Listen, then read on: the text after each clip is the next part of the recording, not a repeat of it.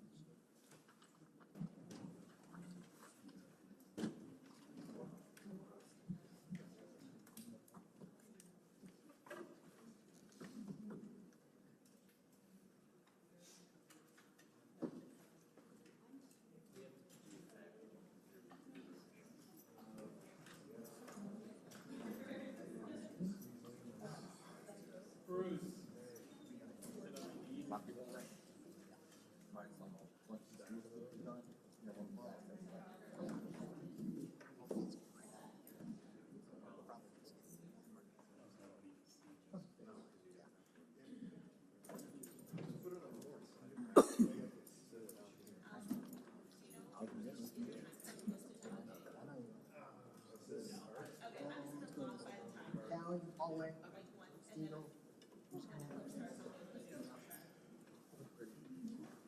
Gallery. Me, Evans, and Williams.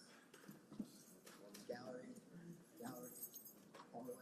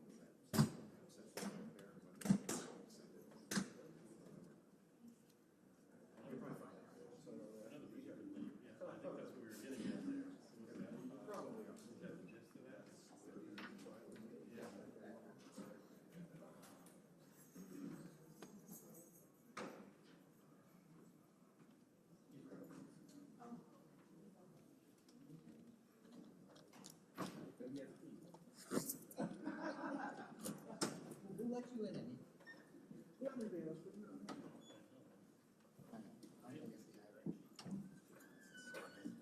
You guys got that now? More or less? Yeah, more or less. So, as the judge said, no phones back here. You can use your laptops, but no phones.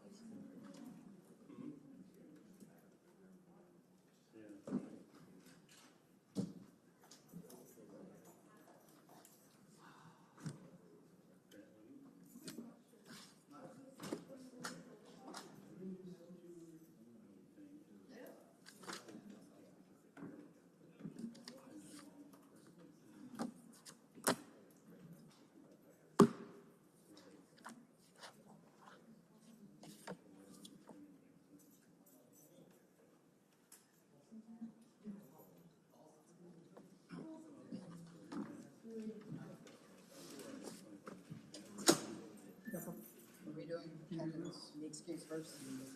No? Yeah. Yeah. Can we do it? Close it out.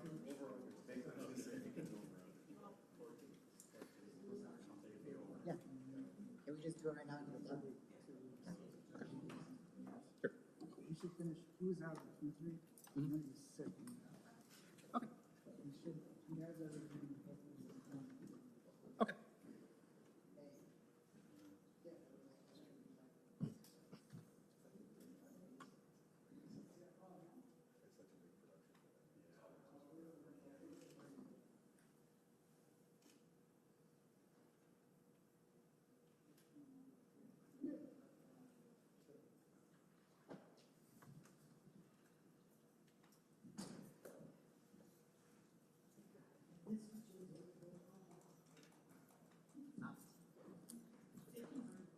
Yeah, we're getting them right now.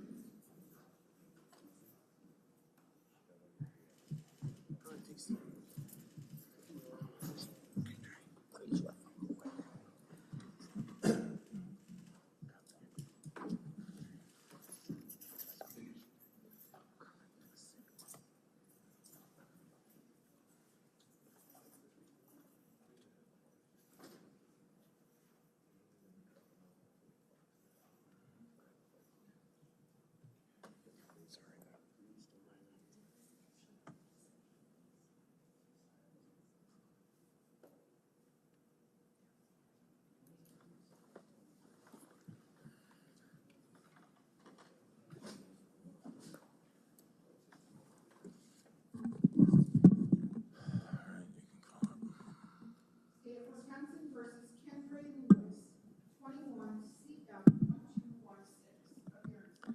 Ken Olstinski for the state.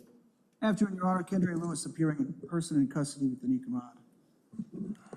It's here for a final pretrial. I'll hear from both sides. Where's the state stand on this? The state's going to be prepared for trial. My understanding is defense is asking for another final pretrial. That's correct, Your Honor. I filed a letter earlier this morning just updating the court. Our expert, Dr. Friedman, was out of the country until early April. He was in northern Colombia in a remote area where there was limited internet access. Upon his return, he was sick. He's recovered. He does have our discovery. We have paid him for his services. I think we'll have a report within a couple weeks. I'm asking for a final pretrial at least 1 month in advance of the trial date if possible. Barb, what's the trial date? State have any objection to that? No, we still have quite a bit of time before the trial, so that's fine. All right, we'll set an adjourned final pretrial, probably the first week of May.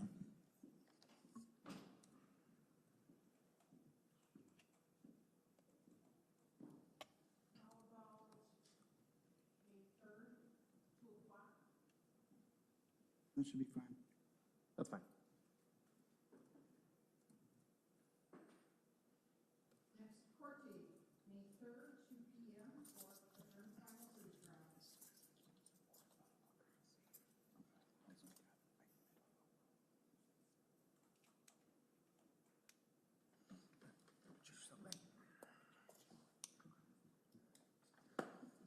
Stand up.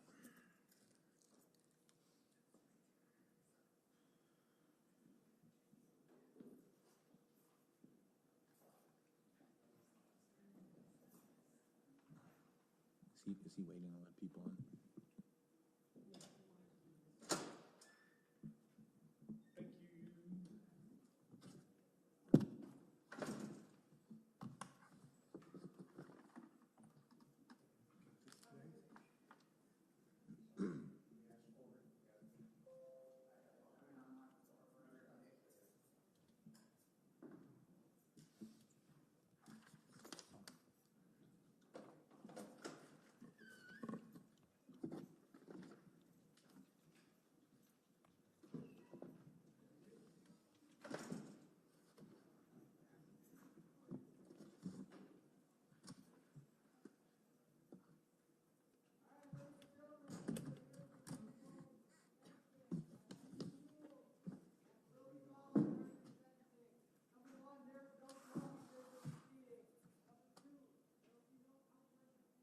pass me that?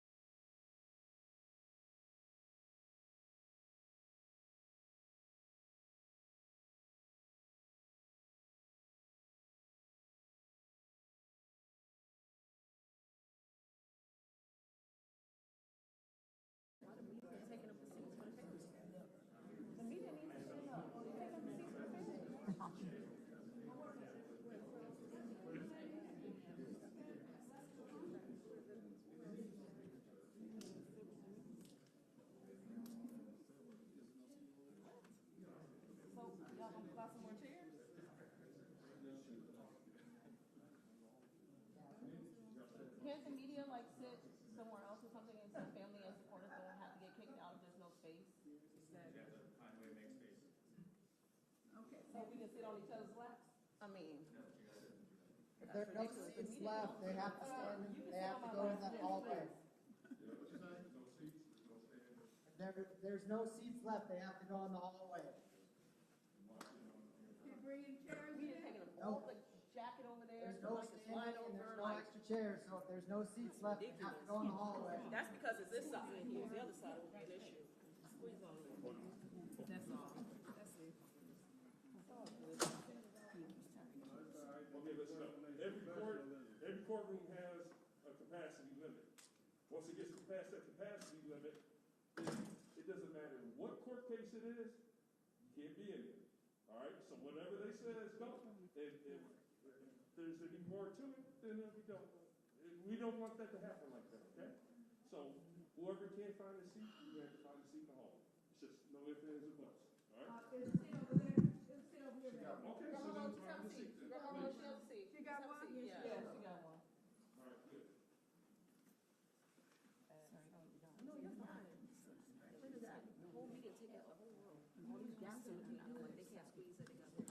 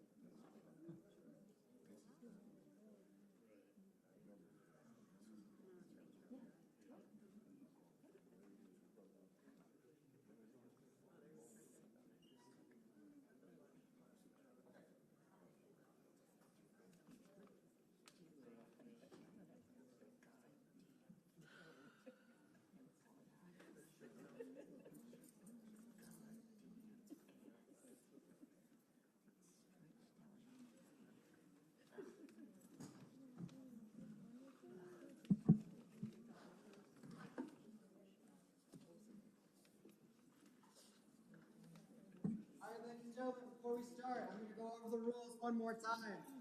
There's no talking during this proceeding. There's no outbursts during this proceeding. There's no cell phones during this proceedings. They should be turned off and put away. Any cell phone comes out for any reason, you will be escorted out of the building. Number 4, there are no hats. And number 5, there are no children permitted in the courtroom.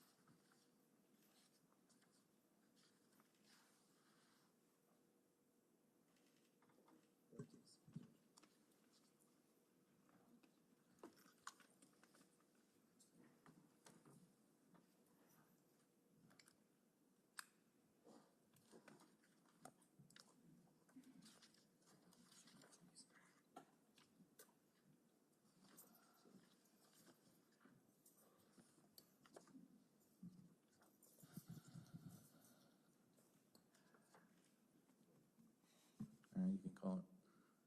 State of Wisconsin versus Theodore Edgecomb, 20 CF 3535. Appearance. Granting for the state. Good afternoon, Your Honor. Theodore Edgecomb appearing in person with Attorney Nicomat and D'Avria Lamar. Afternoon. It's here for a sentencing after a jury trial. There have been a number of documents filed just in the last week to 10 days. The pre-sentence investigation was filed by the state. I have a number of letters on behalf of the defendant, about 25 pages worth, and I have another 25 or 30 pages worth of letters on or related to a victim impact statement and the victim in this case. I'm presuming both sides are ready to proceed. Is that correct? Yes.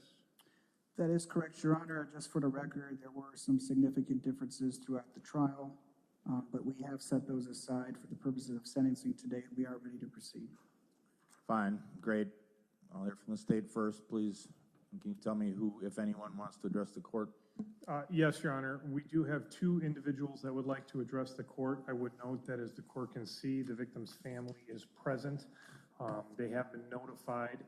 So I would ask that the court find that the state has complied with victim rights legislation at this time. Fine, granted.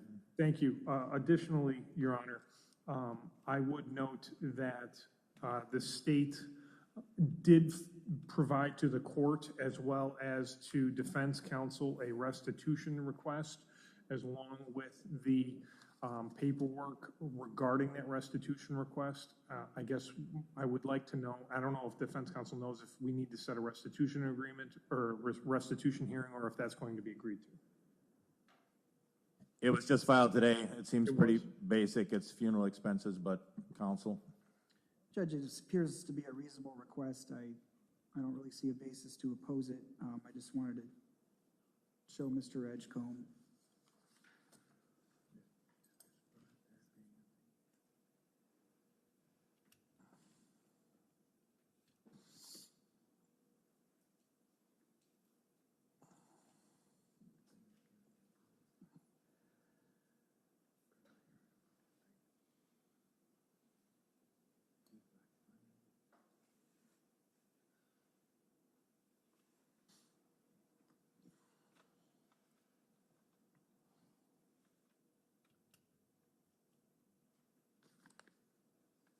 Okay, we have no objection to that. Fine. It's a rather straightforward request. It's funeral expenses, which are clearly compensable pursuant to statute in a case like this. So based on the stipulation, I'll order restitution in the amount of $4,840. It's payable to Mr. Cleereman's wife. State can proceed. Thank you, Your Honor. I would also note, at least at this time, Your Honor, I have reviewed the pre-sentence investigation, and there's just one addition that I think should be addressed regarding the PSI, if the court would like me to address that at this point. Sure. I don't know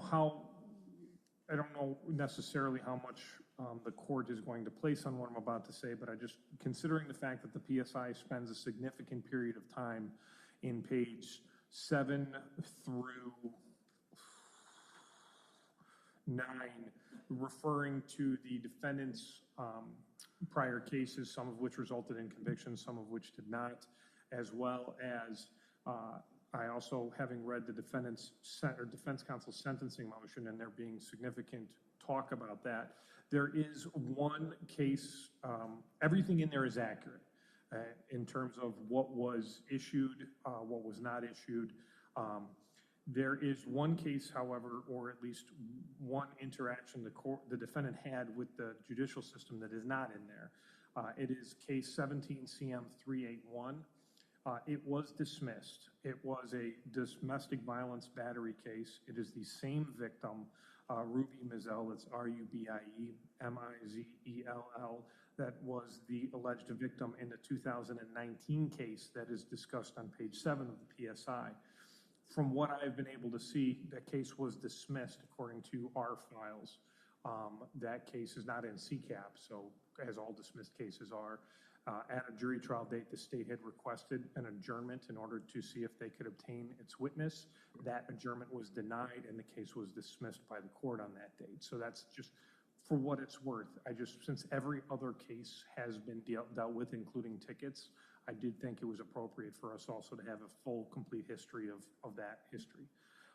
Now, with that being said, Your Honor, there are 2 individuals that would like to speak on behalf of the victim's family. The first would be the victim's widow, Mrs. Cleereman. Fine.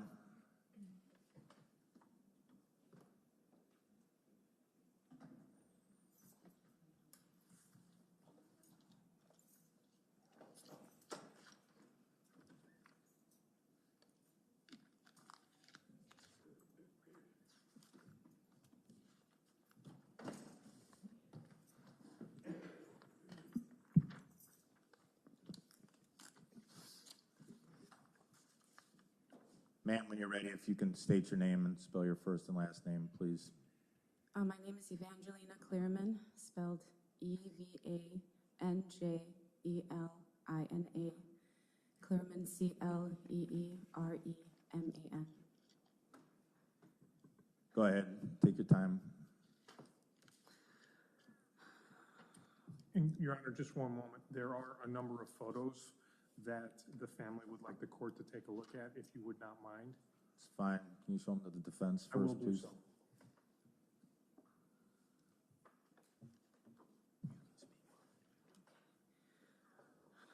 Honorable Judge Borowski, my future did not include writing a victim impact statement. To explain the depth of my mental and physical pain due to the callous murder of my beloved husband, Jason Cleereman. My life and our children's lives were forever destroyed and altered on September 22nd, 2020. I was a witness to the cold-blooded murder of my husband. As physically close as I was to Jason when he was shot, I never had the opportunity to say goodbye, to hold him as he took his last breath, to kiss him, or to tell him that I love him, because he was already dead.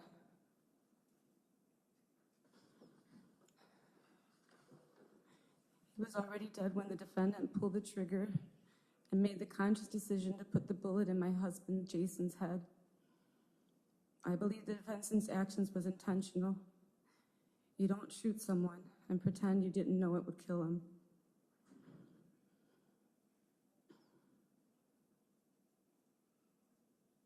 The physical and mental pain I suffer and I will continue to suffer seeing my husband killed is my new reality. It will be part of my past and future memories. It is part of my daily life. I didn't get a phone call to tell me that my husband was killed. I saw it myself. I will forever have the images in my head.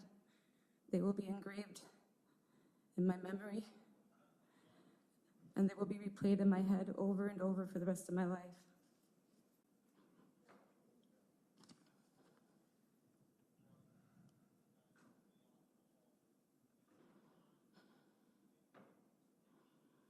I was a witness in the trial and a victim to the heinous crime that turned my world upside down. And then I was victim blamed during the trial, and because it was shared by the media, people questioned my actions. It crushed my soul being accused of not loving Jason, my beloved husband. I feel no need to justify my actions. I love my husband, and he knows I love him.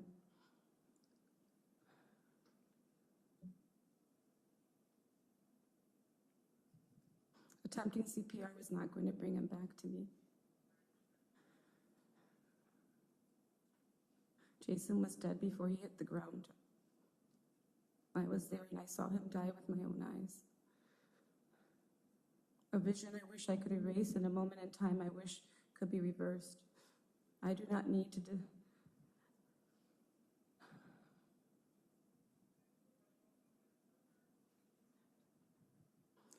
Your Honor, my husband was a wonderful man, loving husband, loving father, devoted. He worked hard for his family. He worked hard for his community. He was kind and caring and compassionate.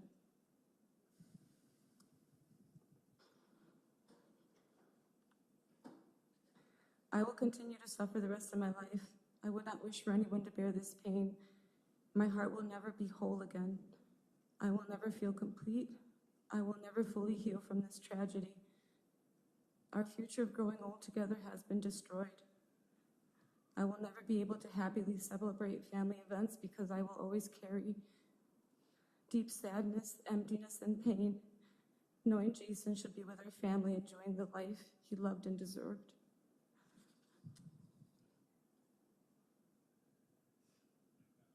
My husband does not get a second chance. Our family does not get a second chance.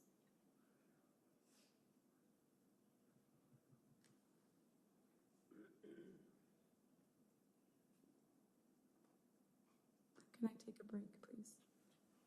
Sure.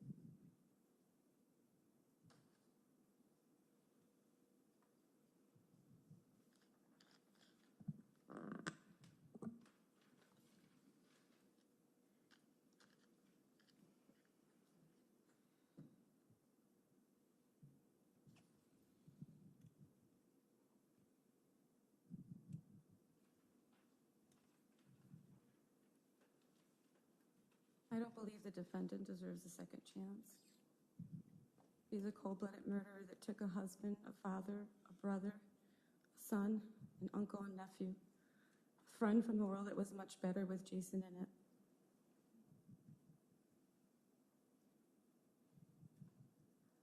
I believe the defendant has a responsibility to face this violent act, senseless act that took my husband, our father, our children's father, Jason T. Cleereman's life on Tuesday, September 22nd, 2020. What he did not only robbed us of Jason, but makes him a very dangerous person to society. I ask that you sentence this man to the maximum amount of time allowed. It will not change the events of that evening or change the future, but it will give me peace that myself or my children will not be harmed.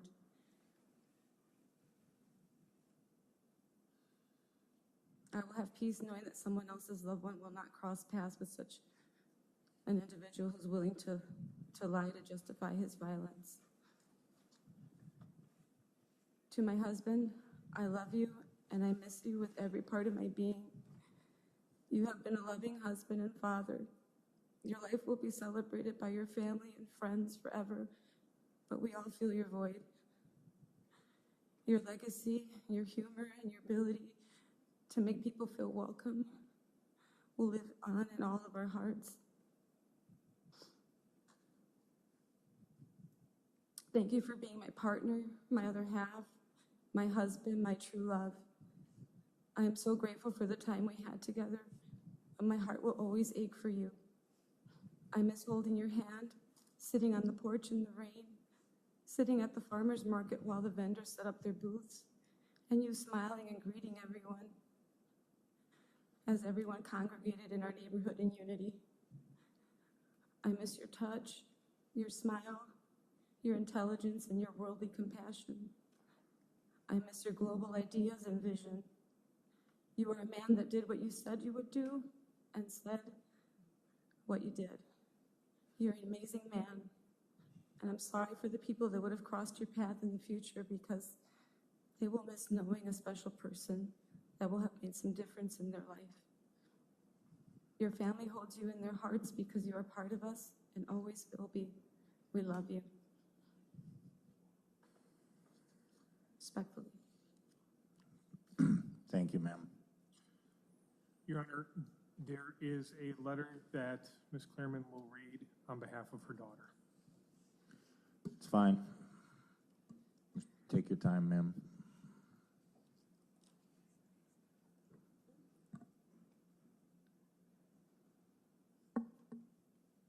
Dear Honorable Judge Borowski, I struggled to write this letter.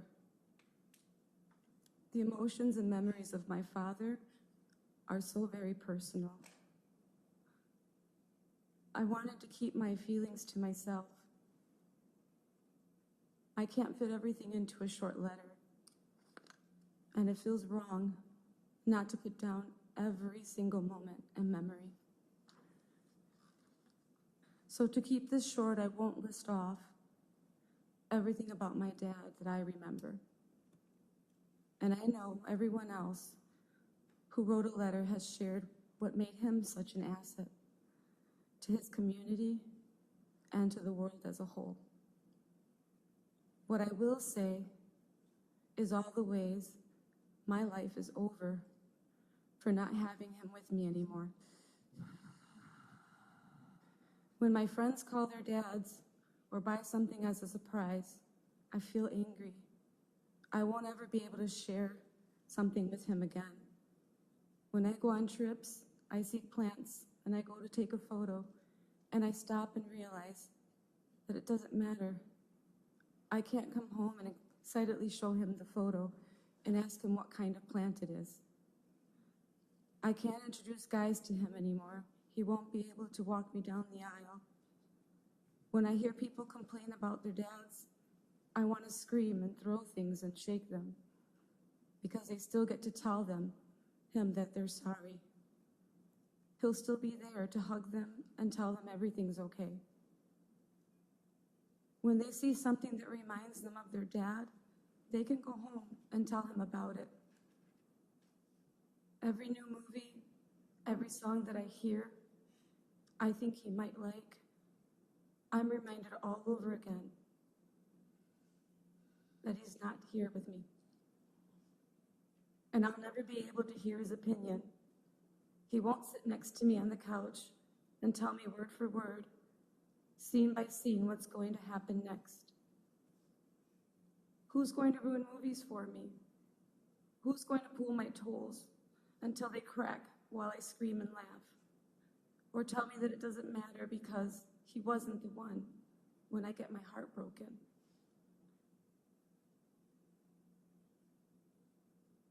I'm never going to get to ask him a question again. He knew everything. I didn't even need Google.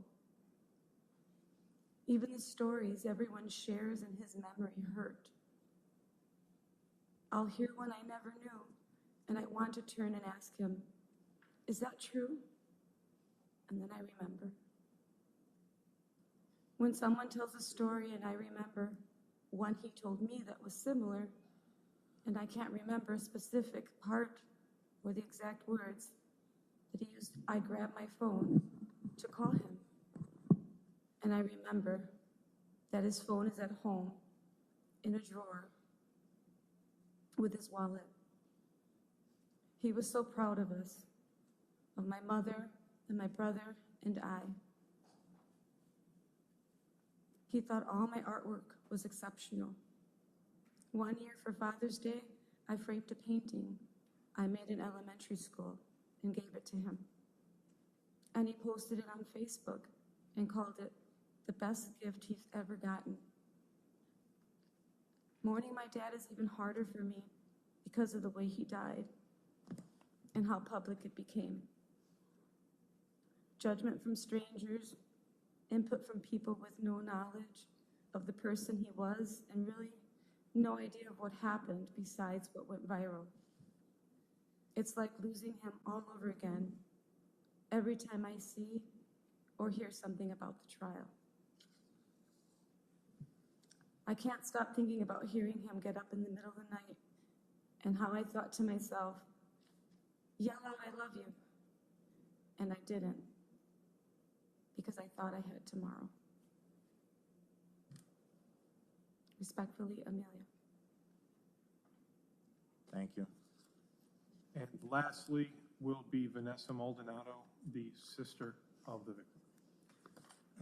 Fine.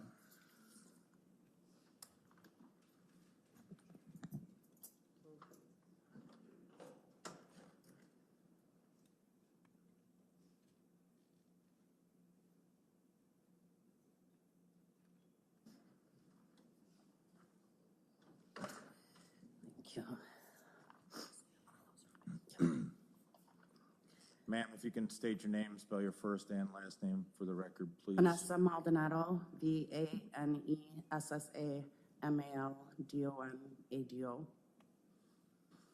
Go ahead. Jason Cleereman is my friend, my confidant, my mentor, my compass, my hero, and above all. Hang on. Sorry. If you're reading, my reporter has to take this down, so just take your time. There's no rush. Okay. Jason Cleereman is my friend, my confidant, my mentor, my compass, my hero, and above all, my big brother. It's incredibly difficult to express the impact his sudden violent death has had on me when it seems like it's limited to writing it on a grain of sand. The loss of my brother Jason has undeniably left an emptiness deep in my heart and soul. A place now filled with mostly cherished memories, an empty hole for future memories never to be had, and a dark hole filled with hate and anger. My sorrow is not limited to my own loss. There is a trickle-down effect of emotions, a pain that blankets my brother's family since that night. There is no loss greater than theirs. My sister-in-law was a mere 20 to 30 feet from her husband when he instantly dropped face first on the concrete after being shot with a gun in the forehead. This is her last memory before seeing him lying in a casket 8 days later. The last images so horrifically traumatic, they had temporarily erased all the great memories she had with Jason. Jason's family has lost the most. Their new reality is that their future family events and milestones will no longer include him. Movie nights, bonfires, holidays, birthdays, college graduations, weddings, grandchildren. There are numerous instances when Evangelina has just crumbled because she can no longer hold her aching loneliness and emptiness for the loss of her husband. I have seen her smile and immediately stop because she feels she has no right to be happy without her husband to enjoy it too. I see my niece make attempts to choke back her tears because it's so overwhelmingly hard for her to release her emotions. And then there are instances where out of the blue she will cry. You know that her thoughts are of her father and memories that she wants to hold in her heart silently because it's too much for her to share with the outside world. It's too intimate for her to believe anyone could understand her pain. I see my nephew who remains emotionally silent in the presence of others, strong and serious, and a sadness in his eyes. At 20 years old, he feels his role is to take care of his mother and sister. He should not have to carry such a burden. I can't escape the words my nephew said to me when I hugged him on the street that dreadful night. He said, "At an age when you need your father the most." Those words alone say enough about his pain. My brother was murdered on a Tuesday, September 22nd, 2020. It was not a weekend, as T. Edgecomb stated when asked why he had a firearm on September 22nd. He was not carrying a gun for protection because there were a lot of people out and crime was on the rise. He personally contributed to the increase in crime. If the weekend was when he carried his gun, then my brother would still be alive. It was a Tuesday when my brother was taken from this world. My brother was a man of action, an educator, a leader, an activist, an advocate, an environmentalist, a man of compassion and empathy. He was a voice for those unheard. He made a difference in everything he did. He believed that small things would reap great reward. He had a vision, small or large, and his vision included everyone. My brother did so much in his 54 years, and the things he did will benefit everyone, even in his death. I am proud of him, I love him, and I miss him very much. And I respectfully request that you sentence T. Edgecomb to the maximum time allowed so that he can take responsibility for murdering my brother, Jason Cleereman. Thank you. Thank you, ma'am.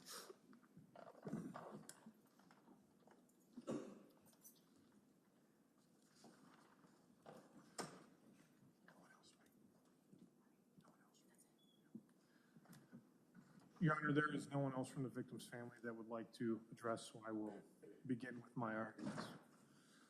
Your Honor, as the court is well aware, when fashioning a sentence, the court needs to determine and take into consideration a number of different factors.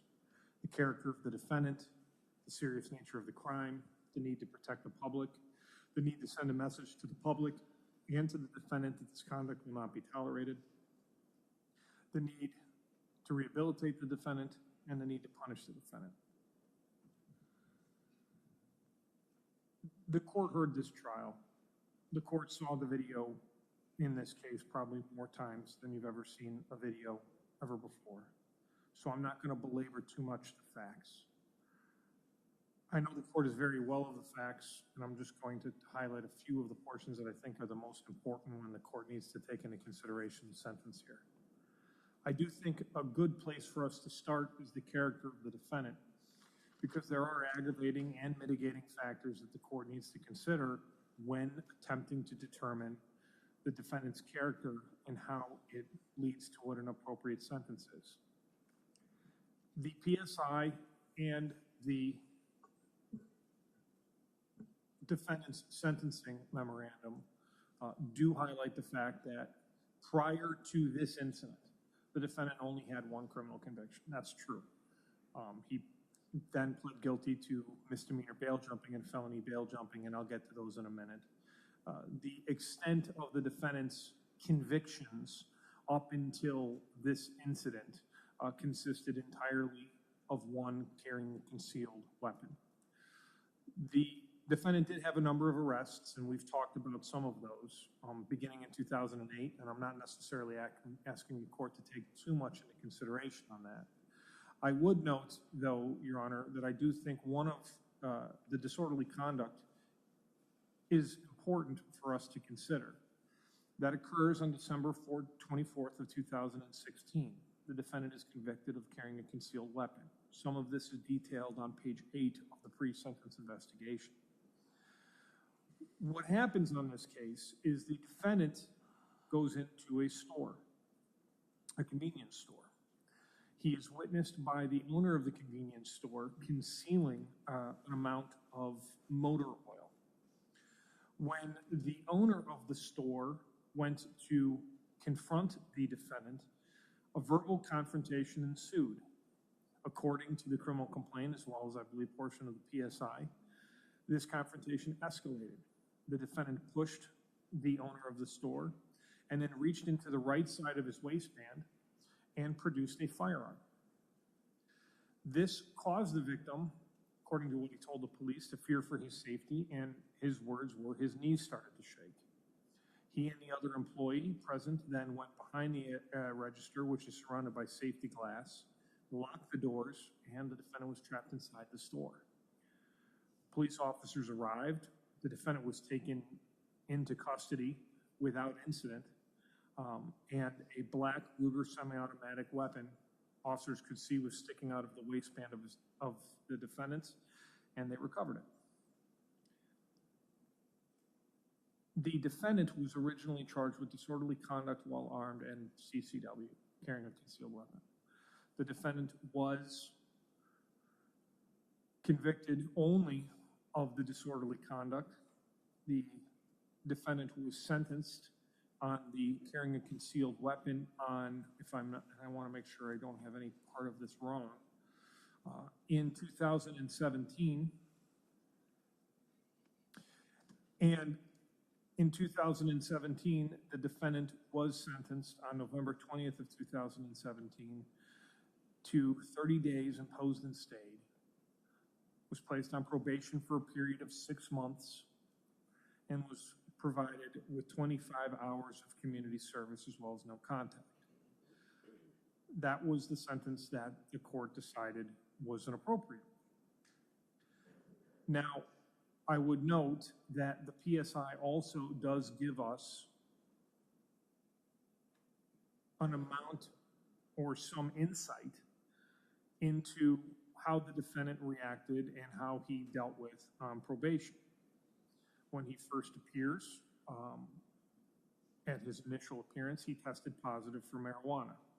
He was informed that he would be referred for treatment, and then there is this incident involving a burglary, and I'll get to that in a minute. He was cooperative and everything was fine in regards to the arrest.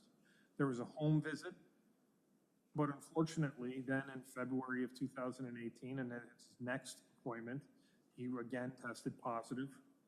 They discussed options, and then the defendant tested positive again 7 days later, and then didn't appear for his next 2 appointments. Approximately 2 months after that, he reports again for his next 2 appointments, and then 2 days later is discharged. He was discharged even though within the 90 days prior to that discharge, he missed 2 of his appointments and tested positive twice. That was the decision of the Department of Corrections.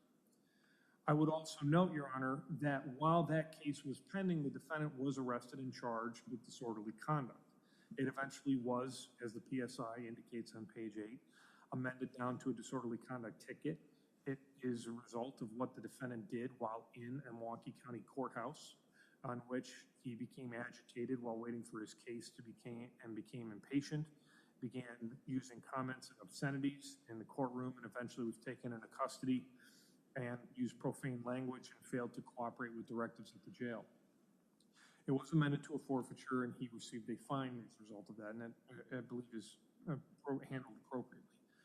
But I do believe that at least what we can see in regards to the defendant is that while he does have only 1 misdemeanor conviction, there is a consistent pattern of the defendant when it is not going the way he wants, escalating.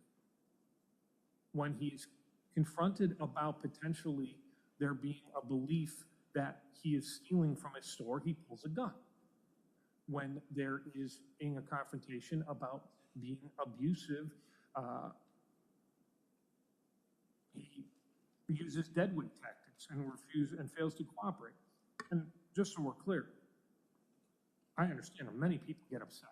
I get upset all the time. We've talked about that. So I don't necessarily know that in and of itself is that big of a deal. The CCW I find to be much more concerning because it does involve, as we see in this incident, the defendant going and pulling a firearm in what is either a verbal or possibly a physical confrontation. Now, in this case, the defendant did have 2 open cases. Those are dealt with in regards to the PSI. One is a felony. It was, if I'm not mistaken, a substantial battery and 2 counts of disorderly conduct. That was dismissed. It was dismissed because the victim in that case, Ruby Mizell, did not show and did not come to court. She is the same individual that the defendant was staying with when this incident occurred. There was a no contact order actually in effect when this occurred.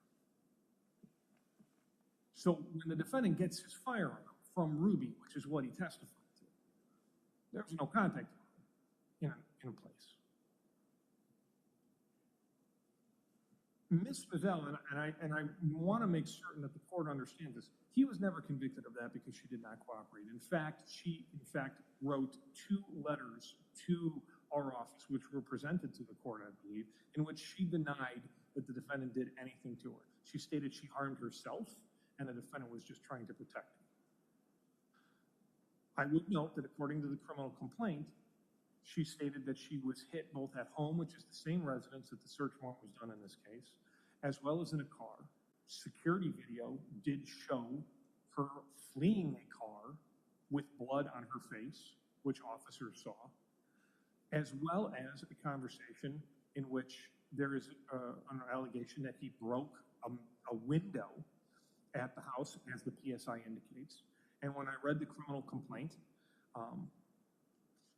it was that the defendant was at her house yelling and attempting to get in, and that his voice was identified by his own daughter. The state was unable to proceed, but I would just simply note that we were unable to proceed due to Ms. Mizell stating that it didn't happen, although the facts that the police have seem to put that in a little different light. Regardless of it, there's 2 things we know. The defendant was told to do 2 things: don't have a gun and don't have any contact with Ms. Mizell. And he did exactly those 2 things on this day. He also had pending in Waukesha another case that was 20 CM 458. And in that case, the defendant, as it's indicated, was pulled over. He is charged with, as a result, and that happened with, I believe there was an accident, or I should say it's not an accident, it's a crash that occurred in this case that is reflected and talked about in page 7 of the PSI. He had rear-ended another vehicle, was found to be intoxicated, and a loaded 9mm Ruger handgun was found inside the vehicle. He has been found guilty already of the ticket, a refusal to take an intoxilizer after arrest, and there is still pending the causing injury, operating while under the influence first offense with a BAC of over .15, the carrying a concealed weapon for which he had the 9mm handgun, a disorderly conduct, a resisting or obstructing an officer, an operating a firearm while intoxicated, and then the cause injury with a prohibited PAC, or prohibited alcohol level. That case is currently set for plea and sentencing on May 13th of this year in Waukesha County. Again, what I would point out is the defendant was released on bail. He was just like he was released on a cash bail and was told not to possess any dangerous firearms or weapons. And then that leads us to this case. So when we look at the defendant's history, under no circumstances is it the most serious or even comes close to the most serious history that this court or I or defense counsel have seen. It's very minimal. But it has portions that are alarming. One of his open cases is for violence. And he's told not to have a weapon. Another one of his open cases involves a firearm. And he's told not to have a weapon.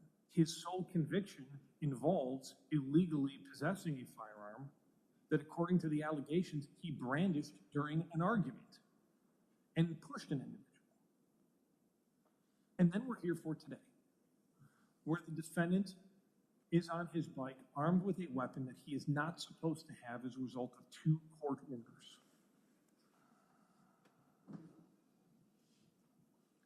The defendant has a disagreement with the Cleeremans. I do not believe that the defendant's testimony regarding flipping up on a car and all of that was at all credible. I did not find it to be credible. I will leave the court to take its own conclusions as to that. What the defendant did do, and what Ms. Cleereman had stated, is that he came out, which appears consistent with both what we saw in the video of where he was walking as well as what was about to happen, which was he was going into the street coming from the sidewalk. They swerve, some words are mentioned. We know that the defendant, instead of going where he said he was going, which was, I don't know, get some food or something, goes, and as he stated, he could not allow the Cleeremans to get away. He follows up, he pulls up alongside that vehicle, he asks if they were talking to him, he then punches Mr. Cleereman, and then, yes, he does go on. The Cleeremans do make that corner, and the victim does get out of the vehicle and does approach it. I do not agree with defense counsel's characterization. I believe he says that he refers to it as charging. I don't believe that that is the way that I viewed the video. I think that in this case, it is clear, as one of the witnesses stated, that he was following him. One witness stated he was possibly going to confront him. Another witness said he thought that he was getting ready in a boxer stance. He'd just been punched in the face. He was bleeding. The defendant pulled a firearm that he was not supposed to have. And just like he did in his CCW case, he decided to brandish the firearm. Again, illegally possessing it. He points that gun and he shoots the victim. There are aggravating and mitigating factors. He did only shoot once, but he did shoot the victim in the head, and the victim collapses. And then what the defendant does after that, I believe, is an aggravating factor. The defendant flees the state.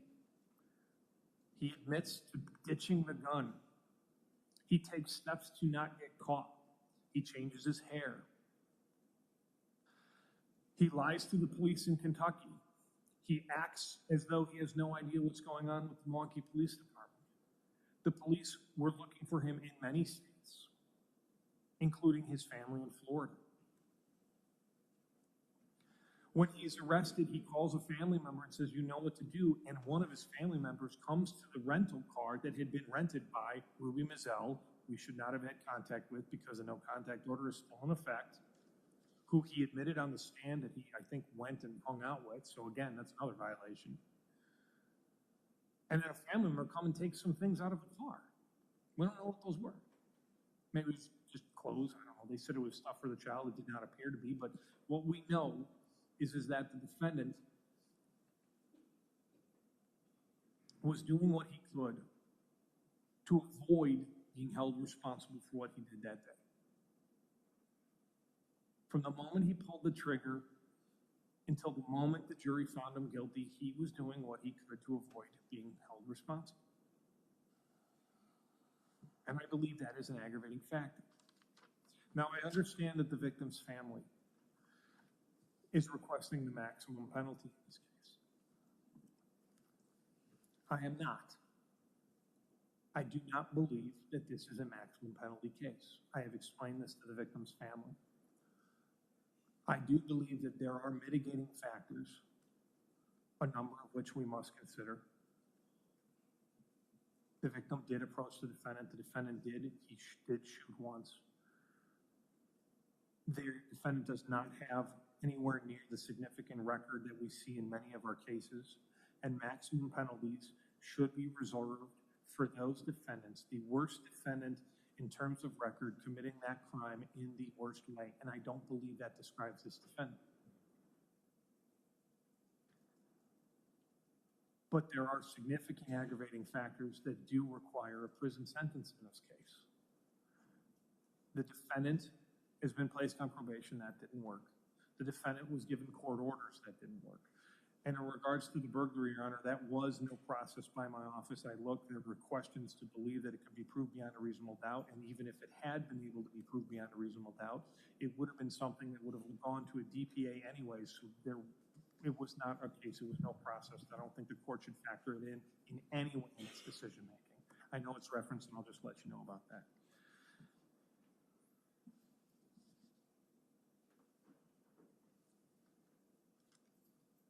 This case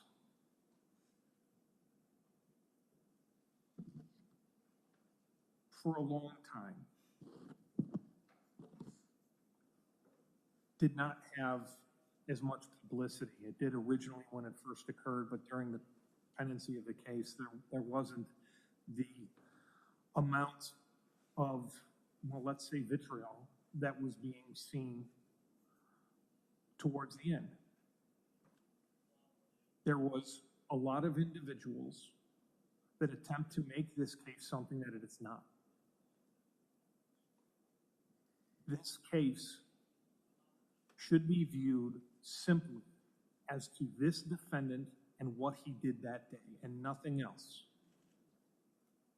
And that is the way the jury convicted.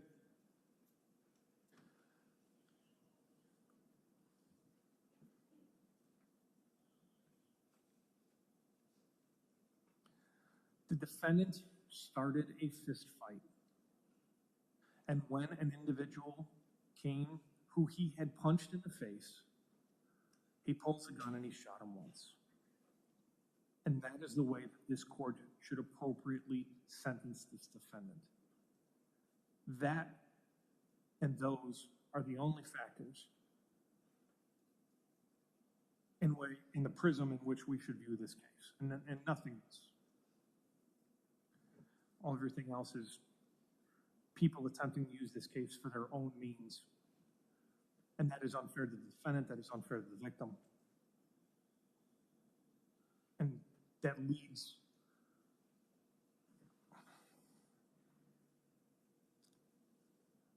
to further division and derision. The one thing we should keep in mind, though, is that this is a case of, can we just admit that guns are not the answer to problems? This court knows better than anyone else. But in the last 2 years, since this homicide rate has gotten out of control, I mean, to proportions that the state has literally never seen in its entire history. Milwaukee has never had this many homicides. We set a record in 2020. We broke the record in 2021. And unlike what we saw in the 80s, or even 10 years ago when we had the brief spike, which was when heroin was going out of control, this wasn't as a result of gangs or massive drugs. It's fights. It's literally people engaged in arguments and pulling guns and ending them with a bullet. This case is like so many the court has seen.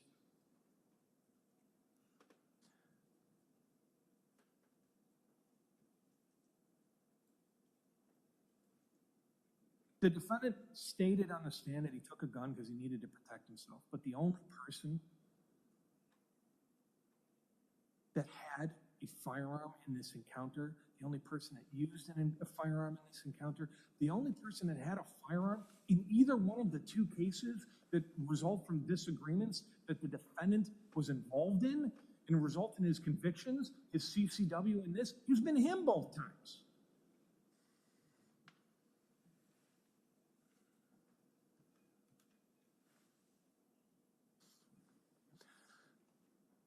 So with all of those factors, we need to consider what is the appropriate sentence. Your Honor, I do believe that the defendant should be sentenced to Wisconsin State Prison.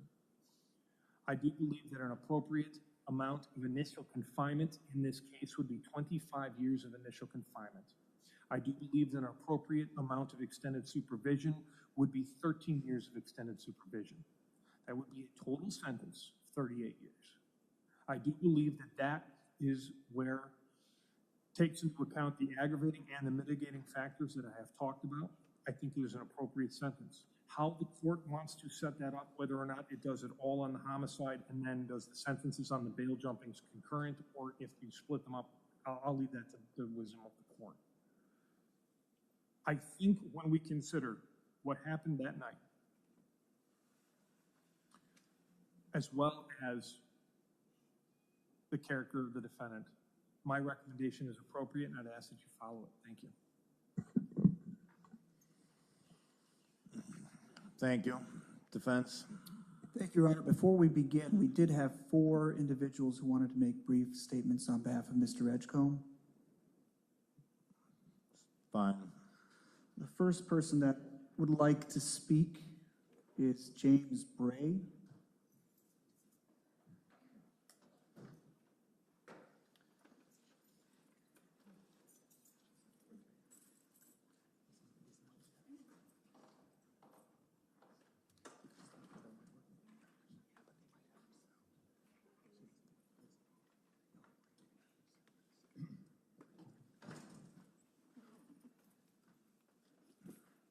Hello. State your name, spell your first and last name for the record, please. My name is James Bry.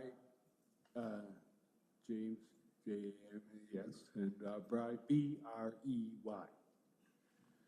Go ahead. I'm a retiree from Wisconsin Electric Forestry Department, and I'm currently a volunteer at Beckham Stapleton Little League. This is where I met Theodore, and I've got to know him through his volunteerism with the children as a T-ball coach. The image I have of Theodore is very different than what has previously been presented. I've known him as a compassionate father, a leader for the children. The image that I have on my phone is really from a picture taken at the Little League night in Miller Park. And Theodore has a baby strapped on his chest and holding his daughter in his hand and leading his team for the on-field parade. And children from other teams are coming around and looking at this sight in awe, because he has really presented himself as a father figure and as a community person. And this is the image and the knowledge of Theodore that I have. And I just would like to share that with you. Thank you. Fine. Counsel. Next, we have Julie Abrahamian, who is his great-grandmother.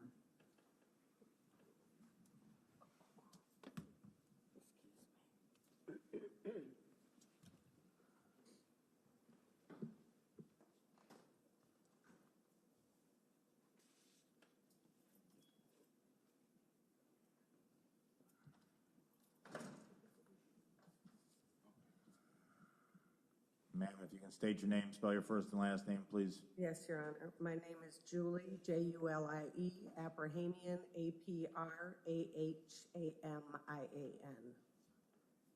Go ahead. Okay, I just wanted to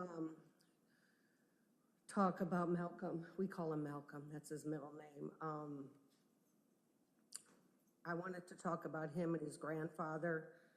who I was married to, that how they're close like father and son. And I know Malcolm. I've been knowing him since he was 13. And the person that everybody's talking about, the way he is not the person I know. I know him to be a great father, and he is a great father. He has babies from age 1 to 8, which I see 3 of them almost on a daily basis that I watch the children. And the 6-year-old, the little boy, he's in therapy behind this right now. And he is always asking us to get his daddy out on bond. And he's acting out a little bit because it's affecting him. And he cries for his daddy every night. And then the 8-year-old is the little daughter that he went to get the food for that night down on Brady Street. And she's saying, if I would have never asked my father to get the food, this wouldn't have happened to him. And she's blaming herself. So it's pretty traumatic for the kids. And that's the most proudest thing that I wanted to say about Theodore, is he's a great father. That's the most proudest thing. You're a great father, and I love you. And the thug mentality, everything that they're talking about with the thug is not what I see. I see a different person. I see a loyal person. When his grandfather passed away last January, he had flowers sent to me. He was going on trial for his life. You know, he was fighting for his life, and he had flowers sent to me for the passing of his grandfather. And I just thought that was so selfless of him, because that's the person I know. The other thing is he's loyal. He shows up for everything. If we call him to move, if everything we ask him to do, he comes. He's very loyal. He's the most loyal person in the family. He comes to all the vacations with us. I see him on a weekly basis. I love him, and this is just not the person I know. And when I did see the video that night, I thought he was coming home. I thought he was coming home. You know, he's not a perfect person, but what I saw is that he was trying to leave that scene. He was trying to go. He's not a killer. He's not a killer at all. I wouldn't be here if he was a killer. And if he would have been wanted to kill him, I'm sure it would have happened before that. He's not a killer. He was in fear for his life, and he told me that, and that's what I believe. I believe him.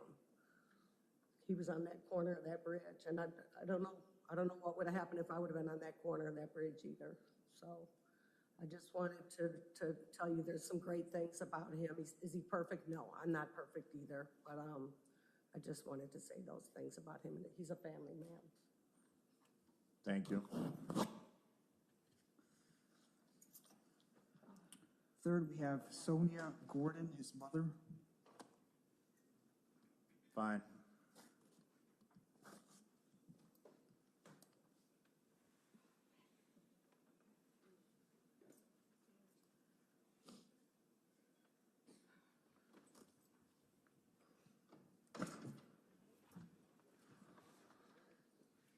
Hello.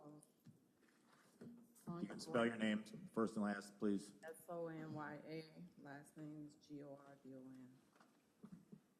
All right, go ahead, please. Your Honor, I know you deal with a lot of cases, and a lot of cases end up with individuals being menaces to society. I guarantee you, and everyone here, that my son is not that at all. I'm not going to sugarcoat this information about my son, but give true facts because it should be known and noted. I'm asking for the minimum sentence for my son. He's a human being with rights. No, my son was not a doctor, a lawyer, or Indian chief, but he could have been. I say that because, yes, society has a way of playing various roles in our lives. My son dealt with society, but educated himself at the same time. Educated himself on being a black man, learning about his strong heritage, as well as education just in general. My son had what I thought was behavioral issues in grade school, which turned out he was not being challenged enough. In 3rd grade, he had to attend the 4th grade reading and math classes, which showed how smart and intelligent he was and what they saw in him. He graduated from high school and went away to college in Florida, studying criminal justice like his mom and dad. We would play family word games at home, and every time it was his turn to put a word, to come up with a word, it ended up being a word my family and I would challenge because we were unfamiliar with the words. The words used would be in the dictionary, no doubt. Later on, I found out a secret from my son that he was carrying, which he thought was a bad thing that he had done. That one thing was when he was younger, he used to sneak and read my college books. My son is unique in his own way. He loves wisdom. He'd sit and listen to my dad, his granddad, and any other older individual that had a story to tell. I know you've all heard the phrase, 2 wrongs don't make a right. Well, when my children were young and fought each other, everyone got in trouble and suffered the consequences. My son was not everyone's buddy here at the courthouse or in a legal family, but he has lots of people that love him, whether it's family or friends. There's always that person you can count on for anything. He has been a one-man show, helping people move, babysitting, a father to his children, mentor, good listener, provider, and the list goes on and on. 2 of his older children are older, that makes sense. 2 of his children, the older children, he was in the process of teaching them about their heritage. When Theodore was young, I'd have him and his siblings read an autobiography once a month and tell me about it. We have photos of him marching with the Bucks at the rally for George Floyd before all of this. He had his oldest child with him, teaching and explaining to her how some people can be so cruel and evil, that all lives matter. Also, talking to her about her rights so she would understand and not be lost in society. I wish his 2 oldest could be here so you can listen to how intelligent they are to listen to what he has instilled in them. If you're going to sentence my son, I ask that you take leniency on him because he doesn't deserve what has happened to him that led to an unfortunate death. Thank you. Thank you. Last, Your Honor, we have Rose Scott. Fine.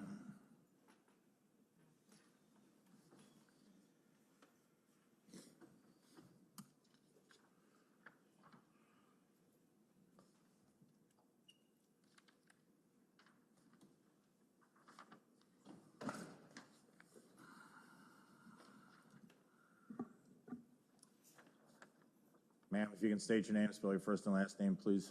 Rose Scott, R-O-S-E-S-C-O-T-T. Go ahead. Dear Judge, I met Theo in November 2021, and my greeting to him was, "Hello, grandson." My age wisdom immediately informed me that this young man needed support, love, to become a contributing member of society. Yes, I have supported him since that time to try and obtain his freedom. I attended court, rallies, and yesterday witnessed his marriage to Ruby Mizell. That was Tuesday. Your Honor, clearly the tragedy of Mr. Cleereman's death could have been avoided. However, blame should be shared with all 3 individuals. I agree with the Cleereman family. The loss of a loved one leaves a forever void. I am grieving with Theo's young family at the possibility of losing their dad to years of incarceration when they need him the most. Theo is only 32 years old with great potential to make meaningful contributions to society. Please release Theodore Edgecomb. I'll give him the least, smallest sentence ever. And I want to speak to his saying that I didn't mean to do it. I'm a Black woman who grew up in Georgia in the 40s and the 50s. And we were groomed and taught, don't go there because you'll get into trouble you'll never get out of. And when I heard that statement here, I thought, he didn't mean to do it. He didn't want to kill anybody because he's not that type at all. But faced with that, he said, one bullet. I didn't mean to do it. And you have to understand the scenario of his fear. His fear is the same fear that you see with most black men. It was worse when I was a child growing up. That was a deadly, embarrassing fear that I saw from black men that truly embarrassed me. Why are you doing that? Why are you doing that? Why are you afraid of? But we have a reason to be. So when you hear him say it was self-defense, it was self-defense for him. Thank you. Thank you.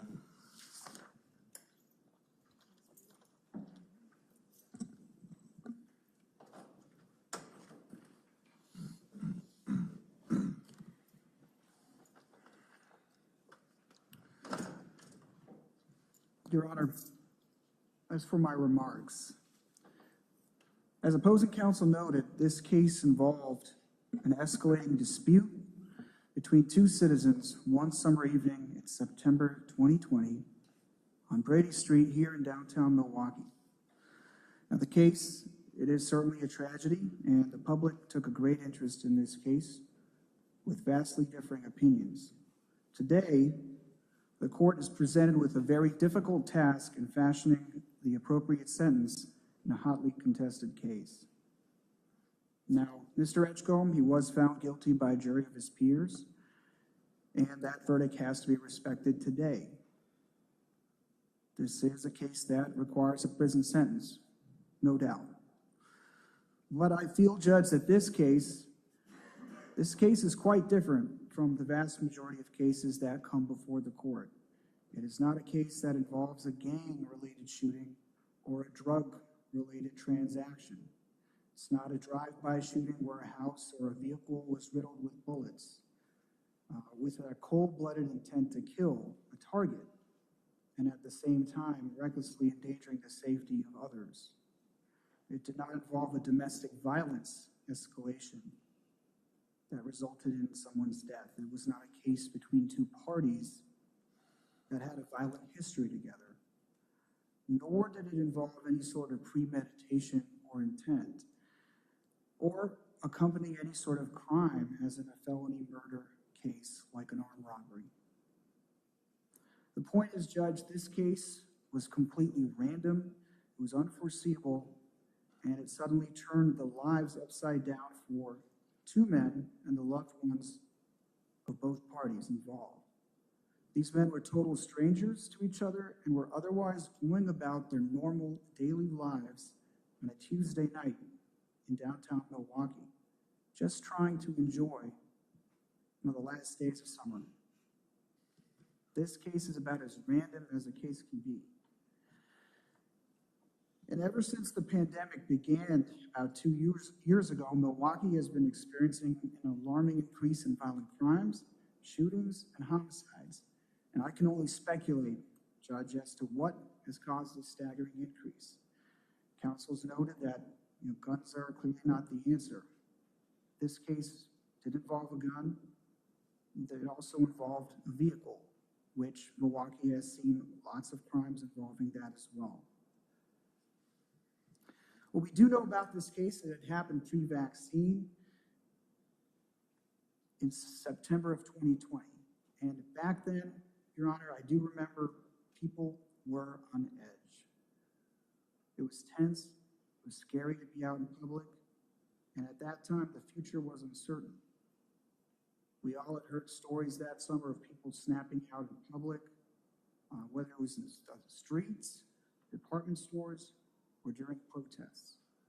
I think it's fair to say people's mental health during that time was poor, and I believe this especially was the case back in September of 2020, particularly in this state, because just 3 weeks ago, we had the situation of the Kenosha riots just south of here, 30 or 45 minutes. So looking at the overall context of this case, I think the court can consider this case is unique in that it just involved two ordinary citizens who were complete strangers and did not otherwise involve any sort of criminal activity. The short fuse that people were exhibiting during the pandemic, after being isolated, after being pent up, quarantined, I feel that that was likely at play here, and it resulted in both parties suspending their judgment and escalating an otherwise avoidable situation. The loss of life here is a tragedy, no doubt. It's also heartbreaking that Mr. Edgecomb, with a very limited prior record, a misdemeanor conviction, coming from an otherwise stable, normal upbringing, hardworking mother, father with a law enforcement background, as noted in the PSI, a man who stayed out of trouble for 30 years of his life, now is facing a sentence for a very significant amount of time behind bars. Now, the state did discuss some of the facts in the case, and I'm not interested in litigating a self-defense, the merits of that today, but I did want to talk about some of the mitigating circumstances. Now, first, regarding how the parties that night crossed paths. The Cleeremans were coming from Scaffidi's after a night at the bar. Mr. Edgecomb was picking up food at Dynamite on Brady Street to have dinner with his daughter. And as we heard from one of the speakers today, the daughter now blames herself for what happened that night. Eventually, they crossed paths. Counsel indicated that he did not believe Mr. Edgecomb's version of events. We know for sure, Judge, is that Mr. Edgecomb was almost hit or was clipped or grazed. I think the Cleereman's testimony indicated that she had to swerve to avoid hitting him. And Mr. Edgecomb testified that he was knocked over. As far as there was a lot of time that was spent during the trial on the investigation the police did in trying to obtain any video surveillance footage of that. And while that's not the most important thing in the case, certainly the least relevant of the three possible videos in the case showing the three different encounters, if we had that, we would have understood what exactly occurred. And it would have been important to take that into account in terms of Mr. Edgecomb's fear that night and what had prompted that in the overall context of course, a series of events that occurred all within a few minutes. The police did do some investigation, but it appears that it didn't extend all the way to the paths that the Cleeremans had coming down Brady. The second encounter, we saw that. The court clearly has seen that video many times. What we see is a punch Mr. Edgecomb threw at Mr. Cleereman suddenly, and it seemed to be a very strong punch, which begs the question, why would a man just go up to another man and punch him in the window if it was a minor incident? It's really hard to say, but it clearly enraged Mr. Cleereman so much that he wanted to confront Mr. Edgecomb at the time. Completely understandable. I think anybody in Mr. Cleereman's position would have wanted to do that. Mr. Edgecomb fled, however, on his bicycle, as we saw, and that's why this case became tricky. Now, putting that all into context, certainly Mr. Edgecomb was clearly wrong in throwing that punch, and during his testimony, he accepted that. He was also wrong for having a firearm that day, and he entered his plea in this case before the trial, accepting responsibility for that. He disobeyed a court's order, and there is no justification for that.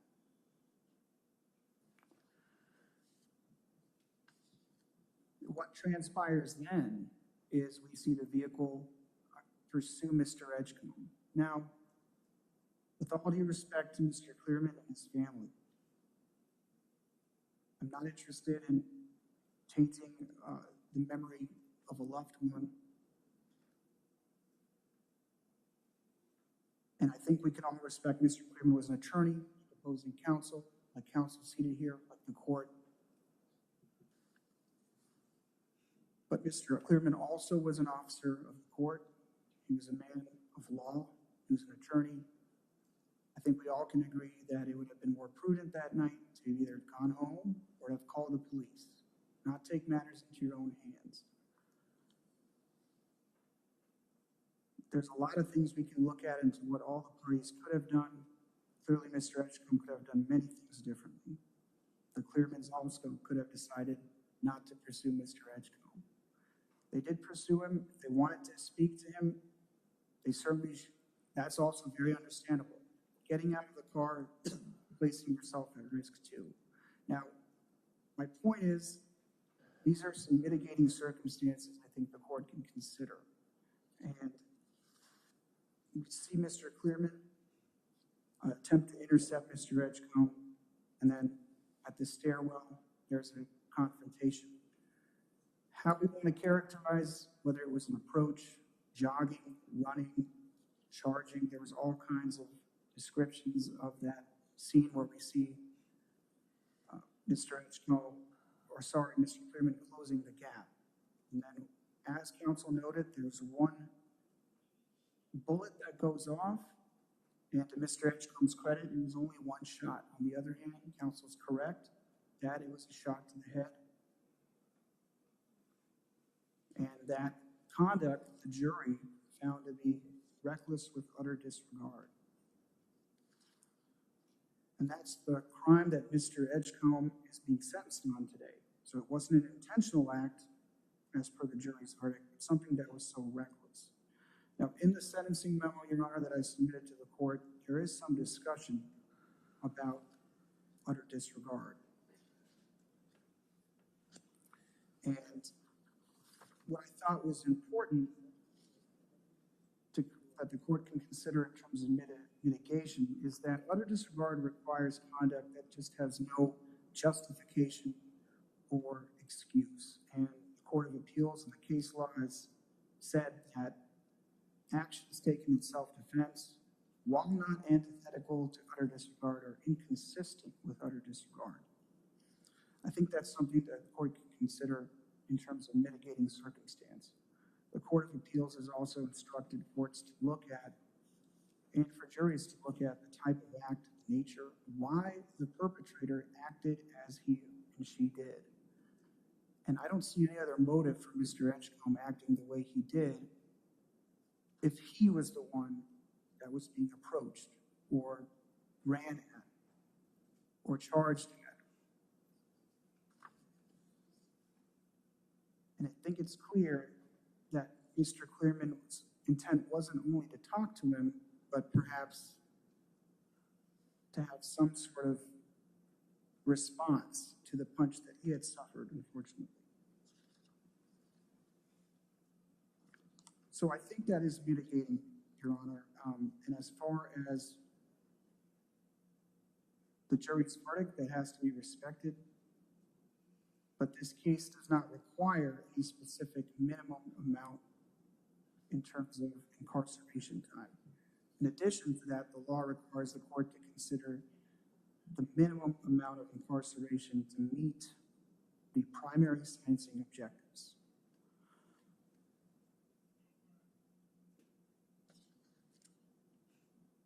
Now, Mr. Edgecomb had testified at trial, and his testimony was confusing to many viewers and counsel alike.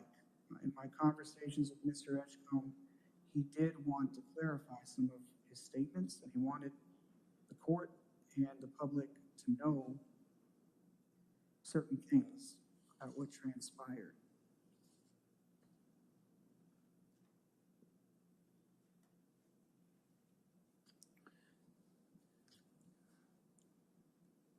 Mr. Edgecomb would like everyone to know the following. I never intended to kill Mr. Cleereman, but I realized that I have killed another human being, and that weighs heavily on me to this day, and will continue to for the rest of my life. Although I was angered by Mr. Cleereman for what he said when his vehicle struck me, I should have not have punched him, and I wish I had never taken that action. I never expected the situation to escalate as quickly as it did. When I described the gun just going off at trial, I meant to say that I did not even remember pulling the trigger. Everything happened so fast, and I was startled once Mr. Cleereman was only a foot away from me. I reacted in the heat of the moment, and I do not believe I could have reacted in a different way, honestly, under these scary circumstances. It was an involuntary type of reaction without any deliberate or premeditated intent on my part. I was in shock and disbelief once I realized what had happened. I do understand I was not able to legally possess a firearm at the time,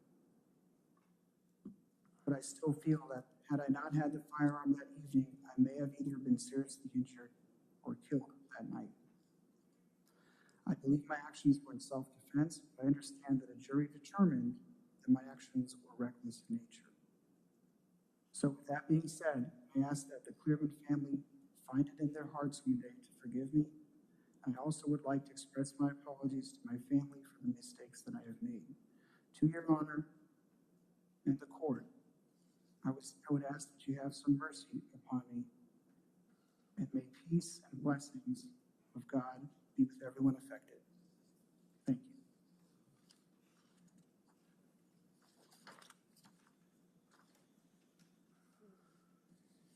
you. In summary, Your Honor, this shooting was not an intentional homicide in the first or second degree.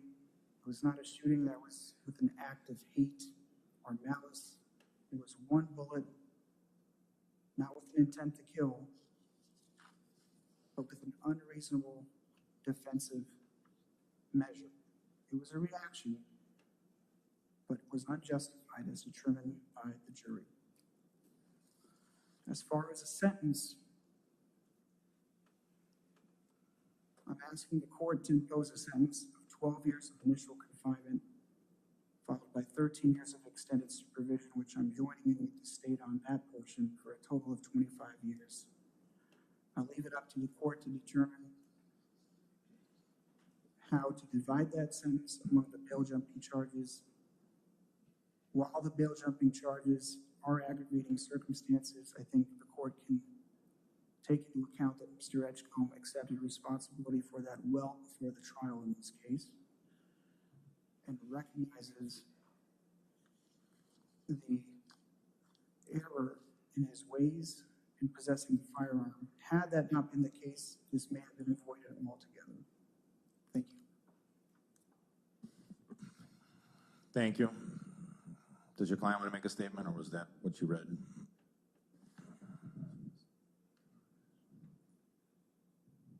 No, Your Honor. The reason he also doesn't want to make a statement is after seeing him in the jail yesterday as well as this morning, he did have a tooth surgery and a removal. It's difficult for him to speak, and he did show me he does actually have some bleeding as well. So that is the reason that he's choosing not to make a statement today. But that was his statement, which I did read for the court. Fine.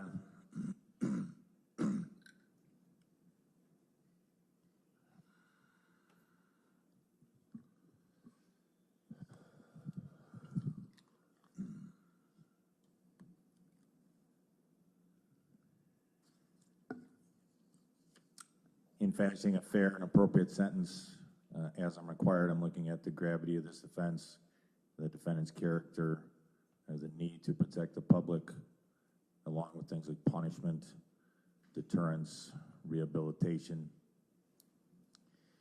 And all of those things are factors in this case, and factors for my sentencing.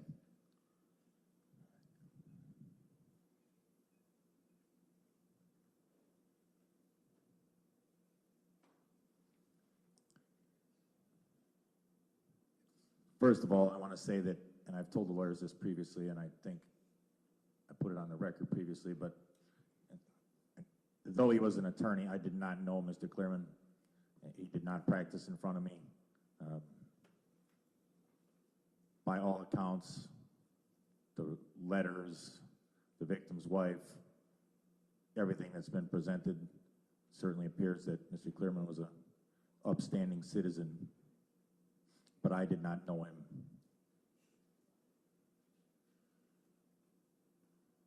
You know, the state referenced this, and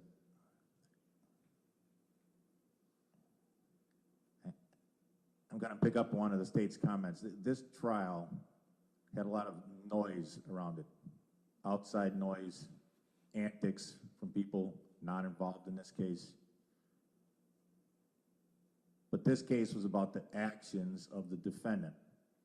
It was about the actions that occurred between two men in September of 2020. And I think it's incumbent upon me to say that a justice system that is constantly berated in certain segments of society is sometimes berated unfairly. This is a case where the justice system worked. The defense will recall, and the state will recall, there were actually two juries impaneled in this case. The first jury I dumped for various reasons that don't need to be discussed.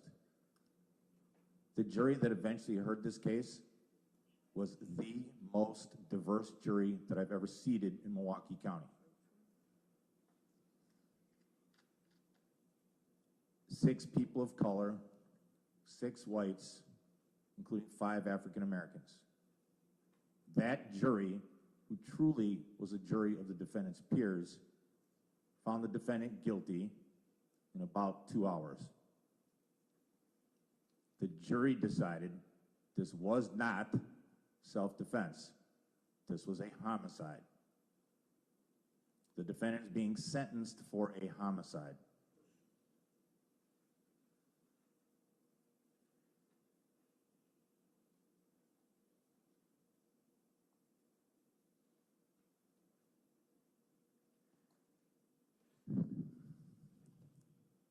There's a lot to discuss related to this case and related to the defendant and the defendant's character, the defendant's actions,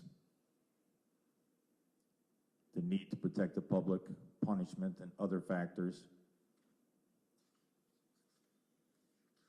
But first of all, again, as the state mentioned, this case is part of the insanity that goes on in Milwaukee County with guns. And just so we're clear, Mr. Edgecomb is being sentenced only for his actions, not the actions of any other person or any other case. But as the state pointed out, and the state has heard me say this more than once on the record,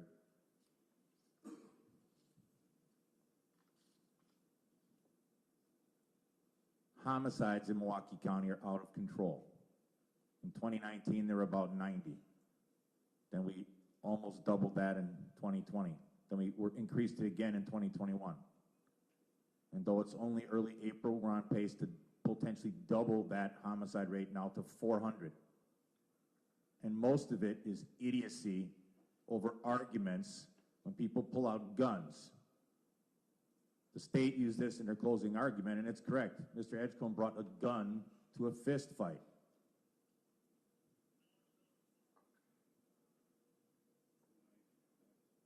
Certainly, I saw the video, as the state said, 10 times, 20 times. I can't remember how many times.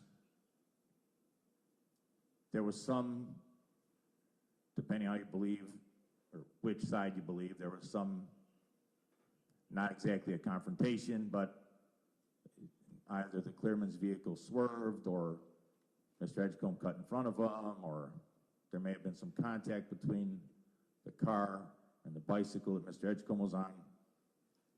That was not caught on video.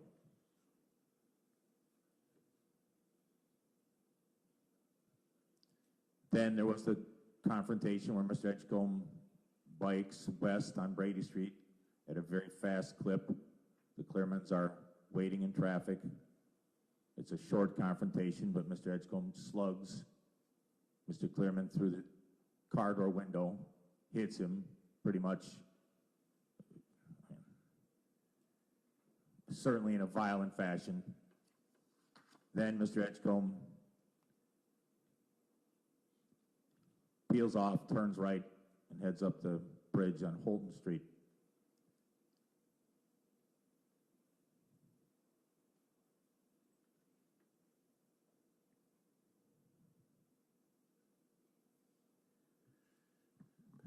I'm sure that Mr. Cleereman was frustrated and upset that he'd just been punched by Mr. Edgecomb.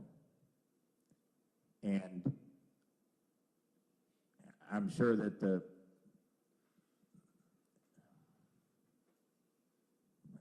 victim's wife probably, I'm sure, questions why she turned and followed Mr. Edgecomb, even if that was what Mr. Cleereman asked her to do.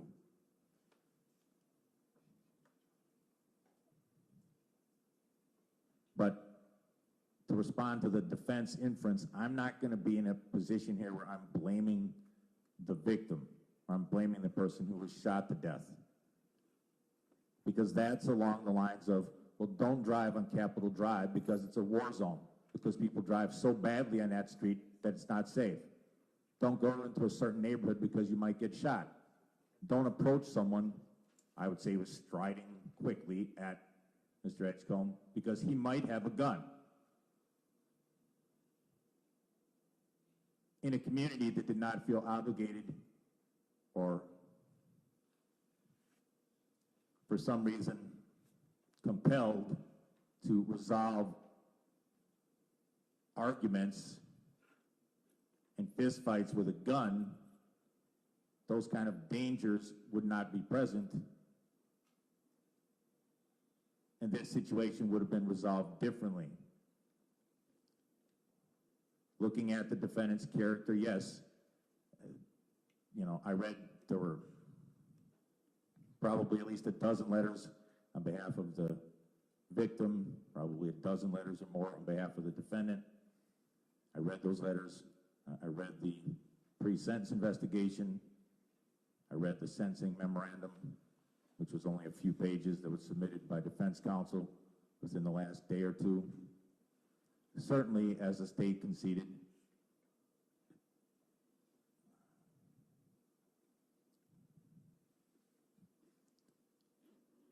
Mr. Edgecomb is nowhere near the worst of the worst. I see defendants with far longer records, with much worse behavior, with far more dangerous behavior. This case did not involve, for instance, Mr. Edgecomb, as the defense pointed out, being in a gang or as part of an armed robbery or as part of some other form of violence.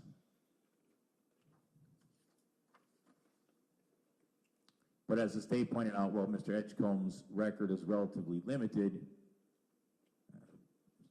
fairly limited. It has in the past involved allegations of, and at least one conviction of carrying a concealed weapon. And Mr. Edgecomb, you were not to be possessing a weapon when this occurred.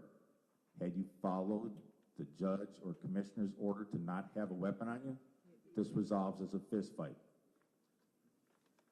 And Mr. Edgecomb, there's only so much credibility I can give to your statements, and the jury rejected it completely. But your statements that you feared for your life, this, even if you attribute the worst motives to Mr. Cleereman, and I'm not, but for the sake of the argument, the worst case scenario here should be a fist fight. You're 20 years younger than the victim. As the state pointed out, Mr. Cleereman did not have a gun. He had a small switchblade that was in his pocket that he never brought out, that he never brandished, based on all the evidence and all accounts.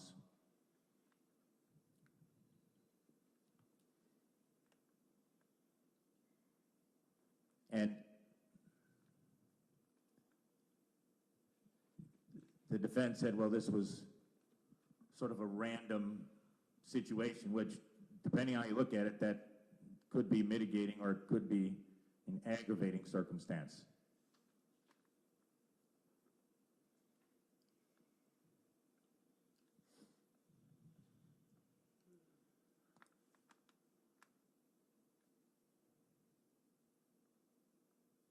Had the Cleeremans stayed where they were for another 10 or 15 minutes at the restaurant or bar, Had Mr. Edgecomb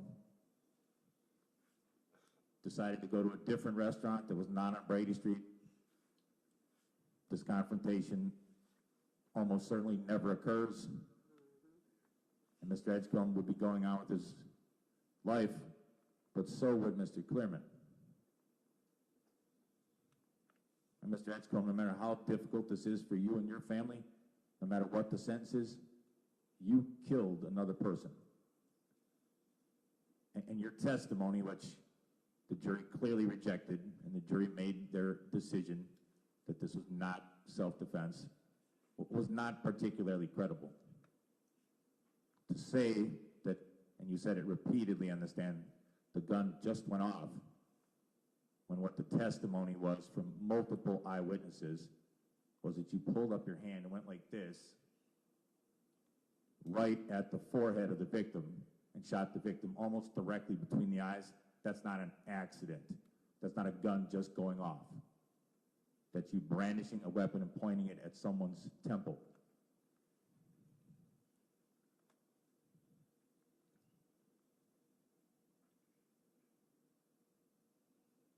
Obviously, the defendant has a right to a trial. He exercised his right to a trial.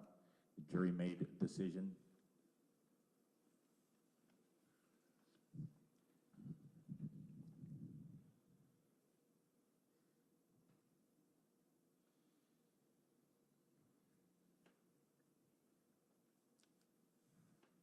But Mr. Edgecomb, you engaged in incredibly bad decision-making.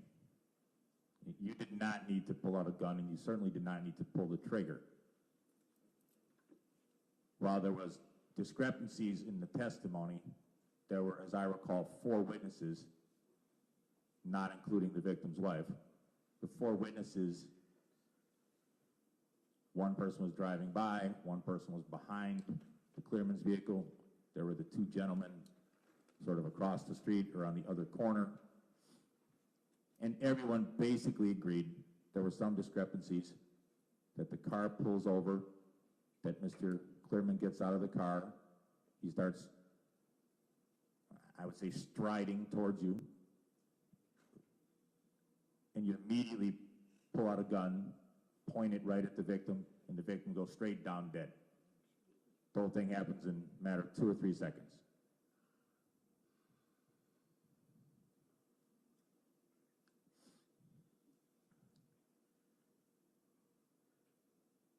I'm not sure, Mr. Edgecomb, that you understand the depths and the gravity of your offense. Mrs. Cleereman's life and the life of her children will never be the same.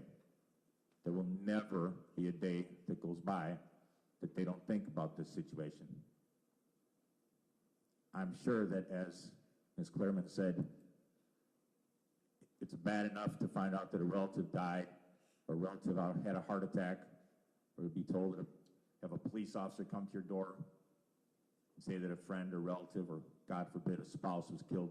But to watch your spouse be killed right in front of you when you're 10 or 20 feet away, I can't think of anything worse.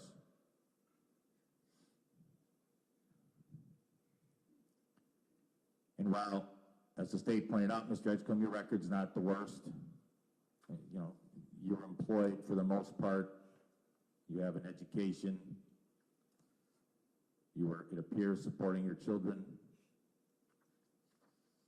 You did a number of things in this case that aggravated the circumstances, aggravated the case both literally and figuratively.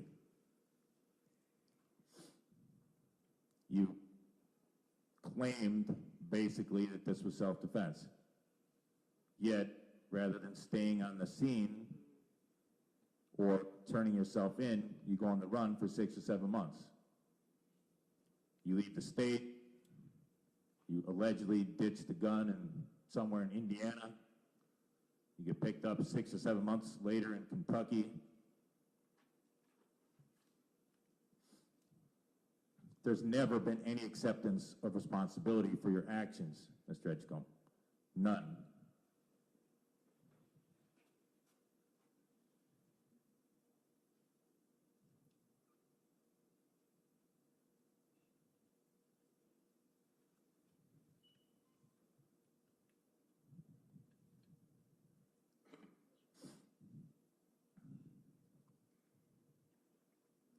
It struck me as I read the letters from both sides, and again, there were numerous letters on behalf of the victim describing Mr. Cleereman and numerous letters on behalf of Mr. Edgecomb, that the two people involved in this tragedy have family members and friends that think very similar things about them. As I said, Mr. Cleereman was clearly, based on the letters and his career, a fine, upstanding citizen. The letters all indicate that he was a good father, a good parent, a good spouse, a law-abiding citizen.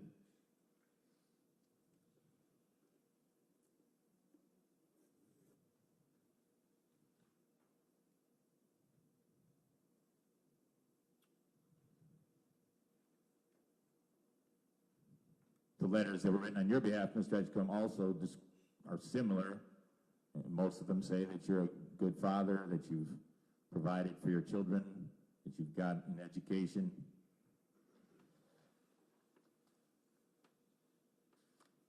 And yet, because of a terrible, terrible, callous, thoughtless decision, we have someone who's killed in his mid-50s.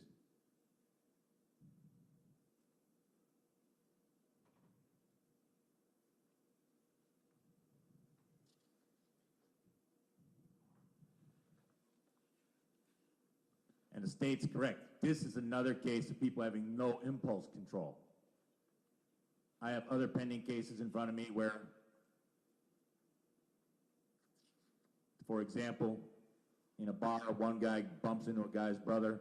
The brother pulls out his gun, starts firing up, shooting up the entire restaurant, the entire bar. One person's killed, another one's injured.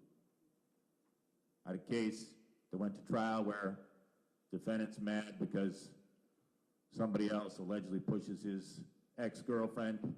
He decides to drive by the house and shoot and kill him. People have no impulse control in this community. And Mr. Edgecomb, had you not been violating the law and the order to not have a gun, then worst case scenario, this goes down as a fist fight. Broken nose, broken eye, someone's glasses get knocked off.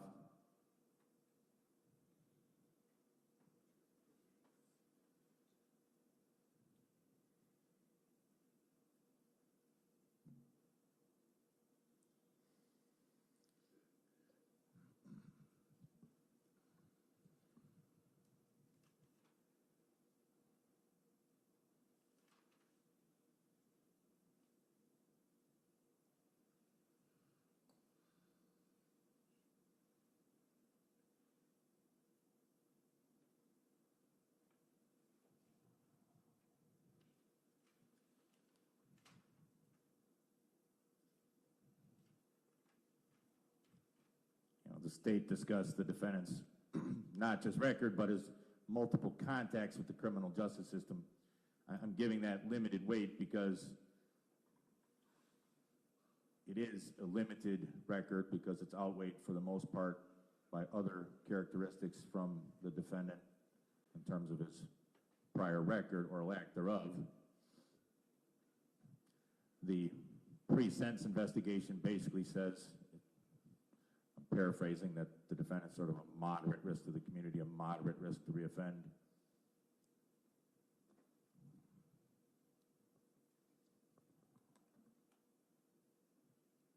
Certainly the defendant does need to be punished. He needs to be sentenced.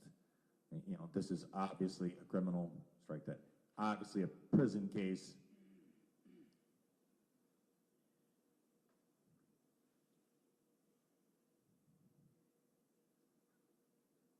There needs to be deterrence, both specific deterrence to Mr. Edgecomb and general deterrence to the community.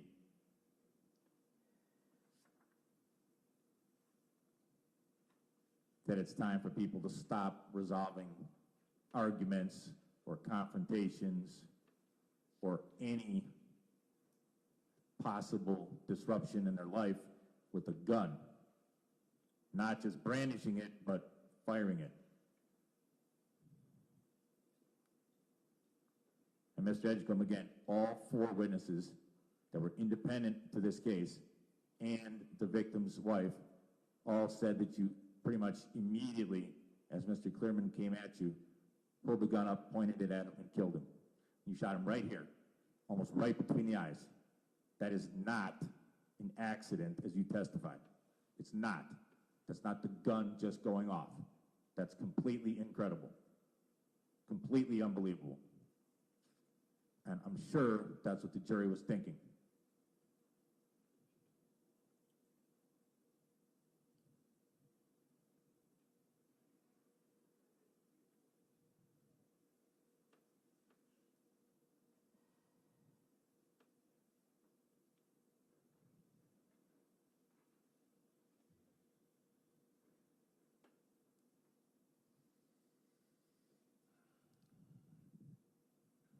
I certainly understand the victim's family and their request for the maximum sentence on the first-degree reckless homicide, which the defendant was found guilty of. As the state said, and as I'm sure they've explained to the victim's family, this is not a maximum case. Maximum cases are, as the state noted, reserved for, frankly, the worst of the worst. It'd be someone who has a far longer record than Mr. Edgecomb, committed the homicide in a worse fashion, all sorts of other aggravating factors that aren't present here.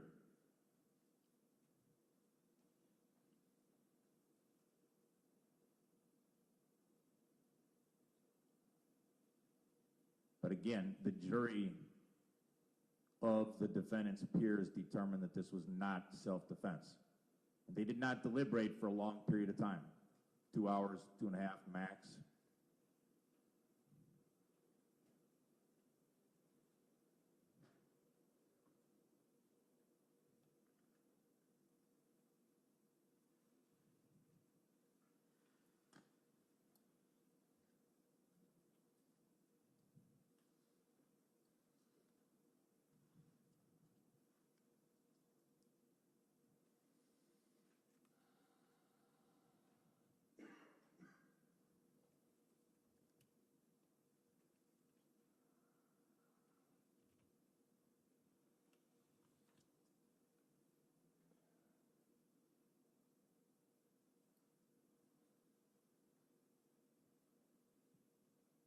I mean, Mr. Edgecomb, one of your family members mentioned explaining to your children why you're not coming back or why you weren't bailed out. That's nothing compared to having young adults or older children never see their father again, to have a father never be there for a wedding or graduation from college or purchase of a first home.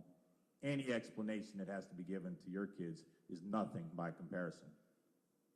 A, because you're still here, and B, because you engaged in this behavior.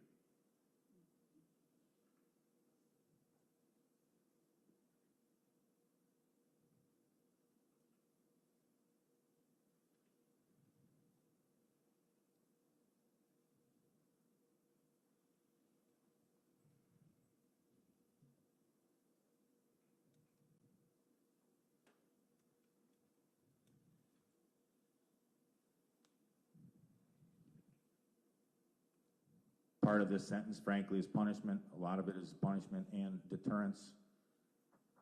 You know, a civil society can't allow people to brandish weapons and shoot other people in the head. One would think that goes without saying, but with the crime in this community, that message has not gotten through to large segments of Milwaukee and Milwaukee County.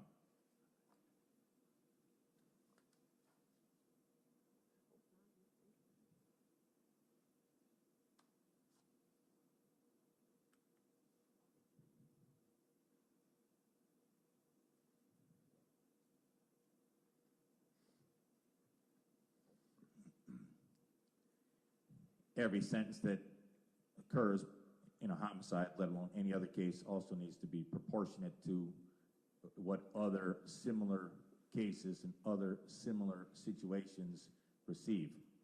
Every case is unique, obviously. Every set of circumstances is different from one case to another. including from one homicide to another.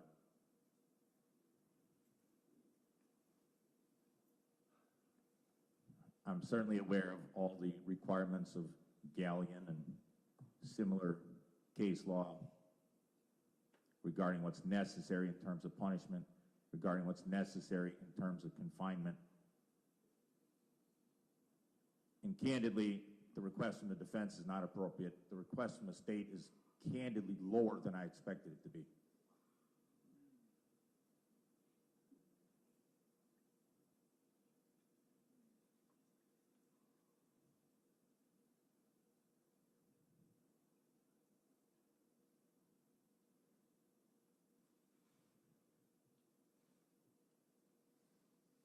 And for anyone that doubts that, within the last 10 days, I had a case that was very, very similar, where a defendant alleged self-defense. The jury did not believe it. That defendant testified, did not testify truthfully. And in that case, the state asked for over 30 years. So the state's recommendation in this case is on the low end of what would be recommended in a homicide similar to this. That's just reality.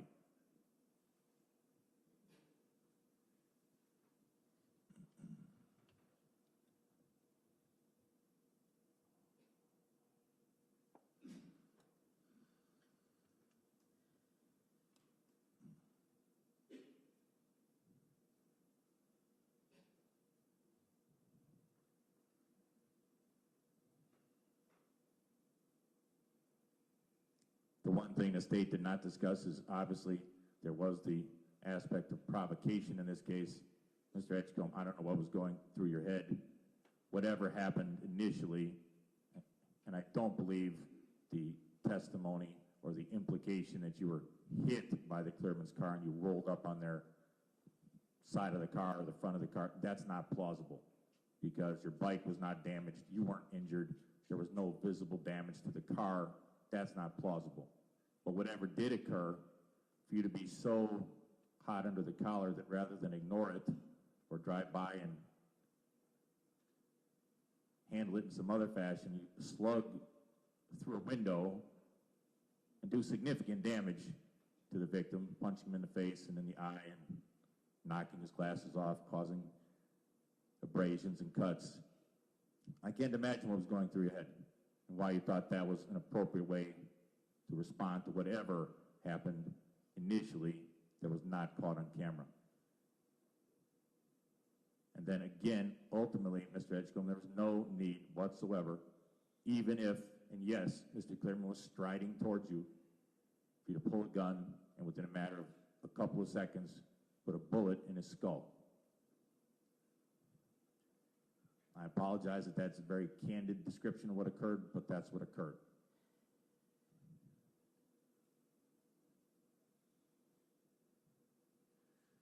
Having said that, I'm sentencing the defendant as follows, largely following the state's recommendation: 25 years of initial confinement, 12 years of extended supervision. That's on count one. That is the absolute minimum required to punish the defendant, to incarcerate him, to send a deterrent message to this community. 25 years of initial confinement, 12 years of extended supervision. This was a homicide. That sentence is consecutive to the end of the case, consecutive to any other sentence. And count two, which is the bail jumping, I'm sentencing the defendant to a total of 4 years, 2 years of initial confinement, 2 years of extended supervision. That sentence is concurrent to count one, concurrent to count three, and concurrent to any other sentence.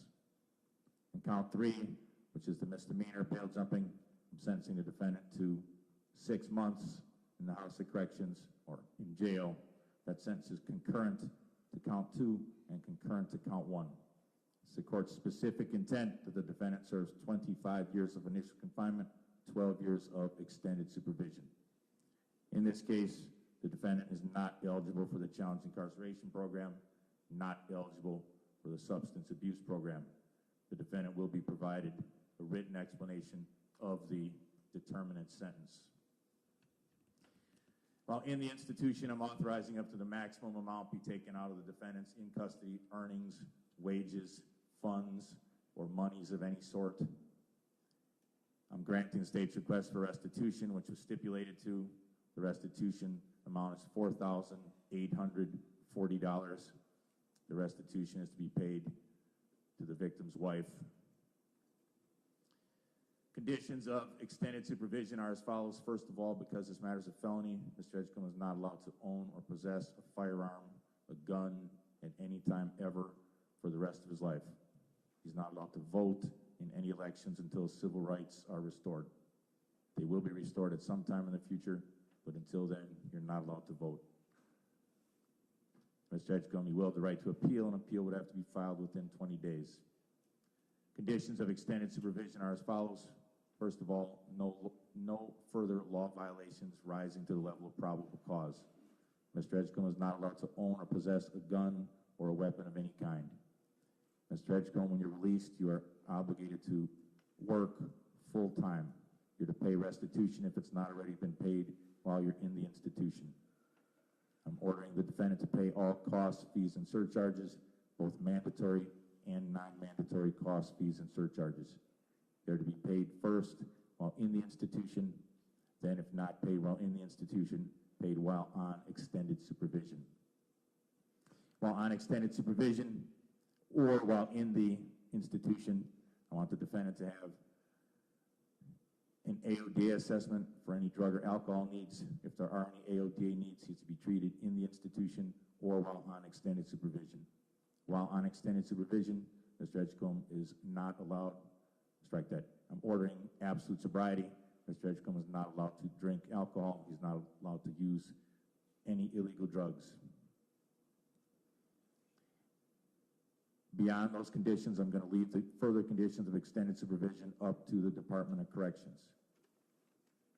Again, in this case, because of the nature of this offense, the defendant is not eligible for the challenge incarceration program and not eligible for the substance abuse program. I will provide the defendant with a written explanation of the sentence in this case. Again, the defendant has the right to appeal. An appeal would have to be filed within 20 days. I'll ask the state, am I forgetting anything? Did I leave anything out? No. Defense? No, Your Honor. All right, then we're adjourned. We're off the record. Thank you.